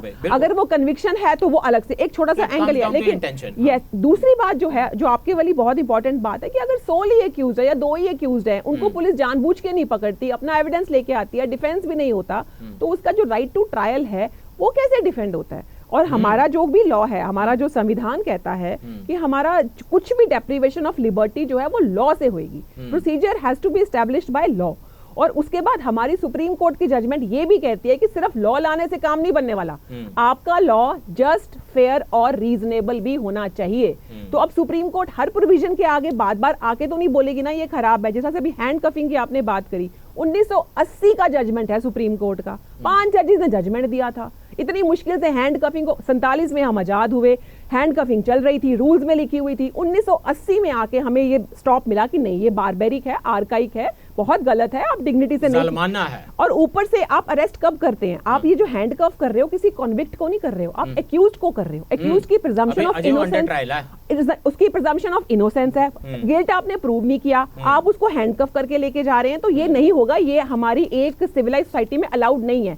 1980 के बाद ऑलमोस्ट आप देखिए 44 डेकेड्स के बाद हम कहां खड़े हो गए आके आज? देखो ये सानू पता होना चाहिए है। हैंडकफिंग वाली गल तो मैं एक सोचदा है, ये मैं पॉइंट आउट करदा, हिंदुस्तान दी प्रिजन पॉपुलेशन ਜਿਹੜੀ है ਉਹਦਾ 75% ਤੋਂ ਵੀ ਜ਼ਿਆਦਾ ਅੰਡਰ ਟ੍ਰਾਇਲਸ ਨੇ, ਉਹ ਅਜੇ ਨਿਰਦੋਸ਼ ਨੇ ਜਦੋਂ ਤੱਕ ਉਹ ਦੋਸ਼ੀ ਸਾਬਤ ਨਹੀਂ ਹੋ ਜਾਂਦੇ, ਤੇ ਸਾਰੀ ਹੈਂਡਕਫਿੰਗ ਜਿਹੜੀ ਆ ਉਹ ਉਹਨਾਂ ਲਈ ਪ੍ਰਯੋਗ ਹੁੰਦੀ ਹੈ। ਮੈਨੂੰ ਇਹਨਾਂ ਸੈਂਸ਼ਨ ਤੋਂ ਇਹ ਵੀ ਧਿਆਨ ਆਇਆ ਹੈ, ਉਹਨਾਂ ਨੇ ਕਿਹਾ ਹੁਣ ਮਤਲਬ ਐਬਸੈਂਟ ਹੀ ਰਿਹਾ ਕਰੋ ਅਦਾਲਤ 'ਚ, ਉੱਥੇ ਜੇਲ੍ਹ 'ਚ ਹੀ ਬੈਠਾ ਕਰੋ, ਇਹ ਔਨ ਕੈਮਰਾ ਹੀ ਟ੍ਰਾਇਲ ਹੋ ਜਾਇਆ ਕਰਨਗੇ। ਇਹਦੇ ਤੇ ਬੜਾ ਜ਼ੋਰ ਹੈ ਵੀ ਵੀਡੀਓ ਕਾਨਫਰੰਸਿੰਗ ਰਾਹੀਂ ਟ੍ਰਾਇਲ ਹੋ ਜਾਣਗੇ। ਕਪਿਲ ਸਿੱਬਲ, ਜਸਟਿਸ ਮਦਨ ਲੋਕੁਰ ਇਹ ਗੱਲ ਪੁਆਇੰਟ ਆਊਟ ਕਰ ਰਹੇ ਸੀ ਬਾਰ-ਬਾਰ, ਮੈਂ ਉਹਨਾਂ ਦੇ ਬਹਿਸ ਦੇਖ ਰਿਹਾ ਸੀ ਟੀਵੀ ਦੇ ਉੱਤੇ। ਉਹਨਾਂ ਨੇ ਕਿਹਾ ਕਿ ਆਈ ਕੰਟੈਕਟ ਇੰਨਾ ਇੰਪੋਰਟੈਂਟ ਹੁੰਦਾ, ਜਦੋਂ ਅਸੀਂ ਸਵਾਲ ਪੁੱਛਦੇ ਹਾਂ, ਜਦੋਂ ਅਸੀਂ ਕ੍ਰਾਸ ਐਗਜ਼ਾਮਿਨ ਕਰਦੇ ਹਾਂ, ਉਹਦੇ ਚਿਹਰੇ ਦੀ ਕੀ ਰੰਗ ਹੈ, ਉਹ ਮੇਰੇ ਨਾਲ ਦੇਖਦਾ ਹੈ ਕਿ ਨਹੀਂ ਦੇਖਦਾ, ਅੱਖ 'ਚ ਅੱਖ ਮਿਲਾ ਕੇ ਗੱਲ ਕਰਦਾ ਹੈ ਕਿ ਨਜ਼ਰਾਂ ਨੀਵੀਆਂ ਕਰਦਾ ਹੈ। ਜੱਜ ਇਹ ਸਭ ਨੂੰ ਬਹੁਤ ਧਿਆਨ ਨਾਲ ਪੜ੍ਹ ਰਿਹਾ ਹੁੰਦਾ। ਤੁਸੀਂ ਕਿਵੇਂ ਪਤਾ, ਜਦੋਂ ਓਰੀਜਨਲ ਡਾਕੂਮੈਂਟਸ ਕਰੇਗਾ ਕਿ ਓਰੀਜਨਲ ਡਾਕੂਮੈਂਟਸ ਦਿਖਾਓ, ਕਿਵੇਂ ਜੱਜ ਦੇਖੇਗਾ ਕਿ ਡਾਕੂਮੈਂਟਸ ਵੈਲਿਡ ਨੇ, ਓਰੀਜਨਲ ਨੇ? ਇਹ ਸਭ ਦੇ ਵਿੱਚ ਤਾਂ ਬਹੁਤ ਸਾਰੀਆਂ ਪੇਚੀਦਗੀਆਂ ਨੇ, ਪਰ ਸਾਰਾ ਜ਼ੋਰ ਹੈ ਵੀ ਜਿਵੇਂ ਟੈਕਨੋਲੋਜੀ ਨਾਲ ਮਾमला फटाफट हो जाएगा। देखिए सर, वीडियो कॉन्फ्रेंसिंग के जरिए ट्रायल होना या एविडेंस रिकॉर्ड होना कोई नई चीज़ नहीं है, पहले तो हम ये जान लें, ये नया नहीं है, पहले भी हो रहा था। लेकिन नया इसमें क्या हुआ है कि इसके जरिए अब नए कानून में पूरा ट्रायल इंक्लूडिंग विटनेस का एग्जामिनेशन, वो सब कुछ आप ऑनलाइन कर सकते हैं, जो कि ट्रायल के जो एडवोकेट्स हैं वो जानते हैं। मैं खुद ट्रायल करता हूं कि जैसे विटनेस को हम आमने सामने आंखों में आंखें डाल के बात करते हैं, वो चीज़ ऑनलाइन कॉन्फ्रेंसिंग से नहीं हो सकती है। एक बात, और इसमें एक चीज़ छुपी हुई वो भी है, छुपी मतलब कि जो अभी नज़र नहीं आ रही है, जो हम जो ट्रायल के एडवोकेट्स हैं वो जानते हैं इस बात को। जब कोई बंदा उठाकर जेल में डाल दिया जाता है, तो जो उसका परिवार वाला उसको मिलना चाहता है जेल में जाके, वो जेल में उससे मिलेगा तो एक जाली यहाँ होती है और 3-4 फुट दूर होती है, वो टच नहीं कर पाता उसको, बस दूर से बात कर लेगा, और भीड़ होती है वो बात भी सही तरह नहीं कर पाते हैं। उनके पास सिर्फ इकलौता मौका होता है उनसे मिलने का, फिजिकली मिलने का, जब वो तारीख पे कोर्ट में आता है, जब कोर्ट में आता तारीख पे, या बख्शी खाने से बैठा है, या बख्शी खाने बैठा होता है, तो वहां ना वो सिर्फ मिलते हैं, गले भी मिलते हैं, हौसला बढ़ाते हैं एक दूसरे का कि कोई बात नहीं, घर की बातें होती हैं, उससे हौसला बढ़ता है कि यार 5-6 महीने की बात हो रहा है, साल की बात हो रहा है, फिर मैं जो हूँ मैं निर्दोष साबित हो रहा हूँ या जो भी है। अब वो जो फिजिकल कॉन्टैक्ट था कि एक एक्यूज का अपने परिवार के साथ, ऑनलाइन कॉन्फ्रेंसिंग में वो खत्म हो जाएगा। 3 साल ट्रायल चला, उसके परिवार वाले उसको मिल ही नहीं पाएंगे। तो ये जो नई नई चीज़ें, इसमें नई टर्मिनोलॉजी डालकर इसको बताया जा रहा है कि नया है, इसमें कुछ नया नहीं है, और अगर कुछ नया है तो अपने आप में फेवरेबल नहीं है। मैम ने एक बात कही थी बीच में कि वो बड़ी इंपॉर्टेंट बात है कि सुप्रीम कोर्ट हर प्रोविजन को तो देखेगा नहीं आके, ये बहुत इंपॉर्टेंट बात है। बारी जान गया प्रोविजन ओवर द इयर्स कानून बनेगा जड़ा खिलाफ बनेगा। मैं जो उसमें कहना चाह रहा हूँ कि जो सवाल भी उठता है, जो लीगल नॉर्मली सवाल भी उठा रहे हैं, कोर्ट से पूछ रहे हैं कि भैया इसको तो आप अमेंडमेंट कर लेते, पूरा कानून लाने की क्या जरूरत थी, पूरा कानून लाने की ये जरूरत थी। अगर अमेंडमेंट करते तो 2-4 प्रोविजन में होनी थी, 2-4 प्रोविजन में होनी थी तो लोगों में डिबेट भी होती, चर्चा होती। सो इमीडिएटली लॉ कमीशन में ही दे देता कि नहीं चर्चा कोर्ट में जाता मामला, एक आधी प्रोविजन के लिए सुप्रीम कोर्ट मामला जाता, वहां पे बहस होती है, स्ट्रक डाउन हो जाती, क्योंकि कॉन्स्टिट्यूशन की तराजू पे वो सही ना बैठती। इन्होंने क्या किया, उन 2-4 प्रोविजन जो चेंज किए उसको बचने के लिए पूरा कानून ही उठा के बदल के रख दिया। तो जो बहस प्रोविजंस पे होनी चाहिए थी, जो बहस प्रोविजंस पे होनी चाहिए थी, वो बहस इस बात पे हो रही है कानून बदल दिए, ठीक बदले की गलत बदले। बिल्कुल ठीक। एक ਤੁਸੀਂ ਮੈਰੀਟਲ ਰੇਪ ਦੀ ਵਿੱਚੋਂ ਗੱਲ ਕੀਤੀ ਸੀ, 377 ਰੀਡ ਡਾਊਨ ਕੀਤੀ ਸੀ ਸੁਪਰੀਮ ਕੋਰਟ ਨੇ, ਤੋ ਚਲੋ ਸੇਮ ਸੈਕਸ ਕਪਲਸ ਲਈ ਥੋੜੀ ਜਿਹੀ ਰਾਹਤ ਸੀ, ਹੁਣ ਉਹ ਬਿਲਕੁਲ ਹੀ ਡ੍ਰੌਪ ਕਰ ਦਿੱਤੀ ਹੈ। ਇੱਕ ਮਸਲਾ ਸਿਰਫ ਇਹ ਸੀ ਕਿ 377 ਬਾਰ-ਬਾਰ ਇਨਵੋਕ ਕਰਦੇ ਸੀ ਜਿੱਥੇ ਮੇਲ ਵਿਕਟਮ ਸੀ, ਕੋਈ ਰੇਪ ਦਾ ਸੋਡੋਮੀ ਦਾ ਕੋਈ ਕੇਸ ਹੁੰਦਾ ਸੀ, ਉਹਦੇ ਕੋਲ ਇੱਕੋ 377 ਹੀ ਬਚੀ ਸੀਗੀ। ਜਦੋਂ ਤੁਸੀਂ 377 ਬਿਲਕੁਲ ਡ੍ਰੌਪ ਕਰ ਦਿੱਤੀ ਹੈ, now it's a matter of concern ਕਿ ਕੱਲ ਨੂੰ ਕਿਸੇ ਮਰਦ ਦੀ ਕੋਈ ਮੁਸ਼ਕਿਲ ਆਂਦੀ ਹੈ, ਉਹਦੇ ਨਾਲ ਕੋਈ ਹਾਦਸਾ ਇਸ ਕਿਸਮ ਦਾ ਹੁੰਦਾ ਹੈ, ਉਹਦੇ ਲਈ ਕੀ ਬਚਾਇਆ, ਉਹਦੇ ਕੋਲ ਕੀ ਕਵਰ ਹੈ? ਇੱਕ ਕੋਈ ਥਾਟ ਰਾਈਟ ਨਾਓ ਕੋਈ ਕਵਰ ਨਹੀਂ ਹੈ। This is just one of the many you have example. Opened the way male victims ਦੇ ਰੇਪ ਲਈ। ਐਸਪੀਜੀ ਤੁਸੀਂ ਰਸਤਾ ਖੋਲ ਦਿੱਤੇ ਰਹੇ ਹੋ ਕਿ ਇਹਦੀ ਕੋਈ ਸਜ਼ਾ ਨਹੀਂ ਹੈ। ਟ੍ਰਾਂਸਜੈਂਡਰਸ ਦੇ ਨਾਲ ਕੀ ਹੋਣਾ? ਬੈਸਟੀਅਲਿਟੀ ਲਈ ਕੋਈ ਕਾਨੂੰਨ ਨਹੀਂ ਬਚਿਆ। ਐਨੀਮल्स, ਹਾਂ ਐਨੀਮल्स ਉਹਦੇ ਨਾਲ ਹੀ ਕਵਰ ਕਰਦੇ ਸੀ, ਸਾਰੇ ਅਨਨੈਚੁਰਲ ਉਹਦੇ ਨਾਲ ਕਵਰ ਕਰਦੇ सारे के सारे। सुप्रीम कोर्ट ने अपनी जजमेंट में सिर्फ इस पार्ट को टच किया था जो कंसेंशुअल है with in and that also adults consensual। ਸਾਡੇ ਸਿਸਟਮ 'ਚ ਦੇਖੋ ਡਿਸਕਸ਼ਨਸ ਦੇ ਮਲਟੀਪਲ ਹੁੰਦੇ। ਤੁਸੀਂ ਲਾਅ ਕਮਿਸ਼ਨ ਦੀ ਗੱਲ ਕੀਤੀ, ਉਹ ਹਮੇਸ਼ਾ ਰਿਪੋਰਟਾਂ ਮੰਗਾਉਂਦੀ ਹੈ ਬਾਰ ਕਾਉਂਸਲਸ ਤੋਂ, ਬਾਕੀਆਂ ਤੋਂ, ਓਪਨ ਪਬਲਿਕ ਡਿਬੇਟ ਹੁੰਦਾ ਹੈ ਚੀਜ਼ਾਂ 'ਚ। ਜਦ ਲਾਅ ਮੇਕਿੰਗ ਇਜ਼ ਨॉट ਸਮ ਫ੍ਰਿਵਿਲਿਟੀ ਜੇ ਤੁਸੀਂ ਤਮਾਸ਼ਾ ਕੋਈ ਅਮਿਤ ਸ਼ਾਹ ਜੀ ਦੇ ਮਨ 'ਚ ਆਇਆ ਜਾਂ ਮੋਦੀ ਜੀ ਮਨ 'ਚ ਆਇਆ ਤੇ ਲਾਅ ਬਣਾਤਾ।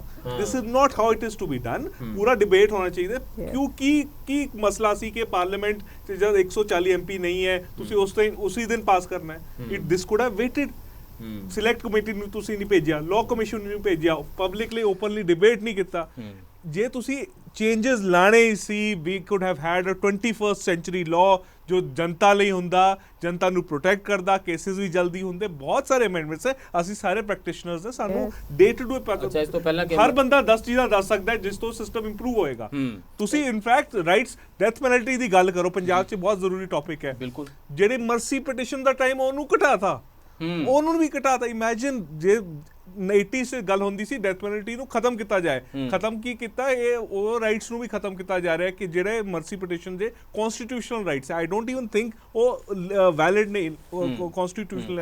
ਮੈਂ ਅੱਜ ਦੀ ਟਾਈਮਸ ਆਫ ਇੰਡੀਆ ਦੇਖ ਰਿਹਾ ਸੰਡੇ ਦੀ, ਇਹ ਕਹਿ ਰਿਹਾ 31 ਸਾਲਾਂ ਬਾਅਦ 65 ਸਾਲਾਂ ਦੇ ਬੰਦੇ ਨੂੰ 1993 ਵਾਲੇ ਮੁੰਬਈ ਰਾਇਟਸ ਦੇ ਕੇਸ ਦੇ ਵਿੱਚੋਂ ਐਕਵਿਟ ਕੀਤਾ। ਮਤਲਬ 65 ਸਾਲਾਂ ਦਾ ਵਿਅਕਤੀ 31 ਸਾਲ ਤੋਂ ਉਹ ਤੇ ਵਿਚਾਰਾ ਲਟਕਿਆ ਹੋਇਆ ਕਿ ਪਤਾ ਨਹੀਂ ਮੈਨੂੰ ਕਦੋਂ ਧਰ ਲੈਣ ਤੇ ਕੀ ਹੋ ਜਾਏ। ਇਹ ਹੁਣ ਇੱਕ ਸਟੱਡੀ ਆਈ ਹੈ, ਮੇਜਰ ਸਟੱਡੀ ਹੈ ਆਕਸਫੋਰਡ ਦੀ, ਤੇ ਇਹਨਾਂ ਨੇ ਨੈਸ਼ਨਲ ਫੈਮਿਲੀ ਹੈਲਥ ਸਰਵੇ ਤੋਂ ਲੈ ਕੇ ਸਾਰਾ ਡਾਟਾ ਸਟੱਡੀ ਕੀਤਾ। ਉਹਨਾਂ ਨੇ ਕਿਹਾ ਜਿੰਨੀਆਂ ਹਿੰਦੁਸਤਾਨ ਦੀ ਸਰਕਾਰ ਨੇ ਦੱਸੀਆਂ ਨੇ ਕੋਵਿਡ 'ਚ ਕਿੰਨੀਆਂ ਡੈਥਸ ਹੋਈਆਂ ਨੇ, ਇਹਦੇ ਤੋਂ 12 ਲੱਖ ਜ਼ਿਆਦਾ ਹੋਈਆਂ ਨੇ। ਮਤਲਬ ਜਿੰਨੀਆਂ ਅਸੀਂ ਦੱਸੀਆਂ ਸੀ 8 ਗੁਣਾ ਕਹਿੰਦੇ ਝੂਠ ਬੋਲਿਆ ਹਿੰਦੁਸਤਾਨ ਦੀ ਸਰਕਾਰ ਨੇ। ਹੁਣ ਜੇ ਮੈਂ ਇਹ ਸਟੱਡੀ ਪੜ੍ਹਾਂ ਤੇ ਸਰਕਾਰ ਦੀ ਤਾਂ ਮੈਂ ਚੈलेंज ਕਰ ਰਿਹਾ, ਤੇ ਸਰਕਾਰ ਦਾ ਇਕਬਾਲ घट रहा है। बट आपकी इस बात से केड़ी धारा थले मेनू अंदर देंगे? एक आपकी तो धारा अलग से, मुझे लग रहा है कि इस तरह की रिपोर्ट के बाद अगर चेंजेस लाने थे तो एक सेक्शन ये होना चाहिए था कि जब सरकार झूठ बोल के गुमराह करे अपनी पब्लिक को, तो उनको क्या सजा मिलनी चाहिए? या कोई जेल में रहे इतने साल 30 साल रहे, ਉਹਦਾ ਕੀ ਹੋਣਾ ਚਾਹੀਦਾ? ਕਿਹੜੀ ਦੁਨੀਆ 'ਚ ਰਹਿੰਦੇ ਹੋ?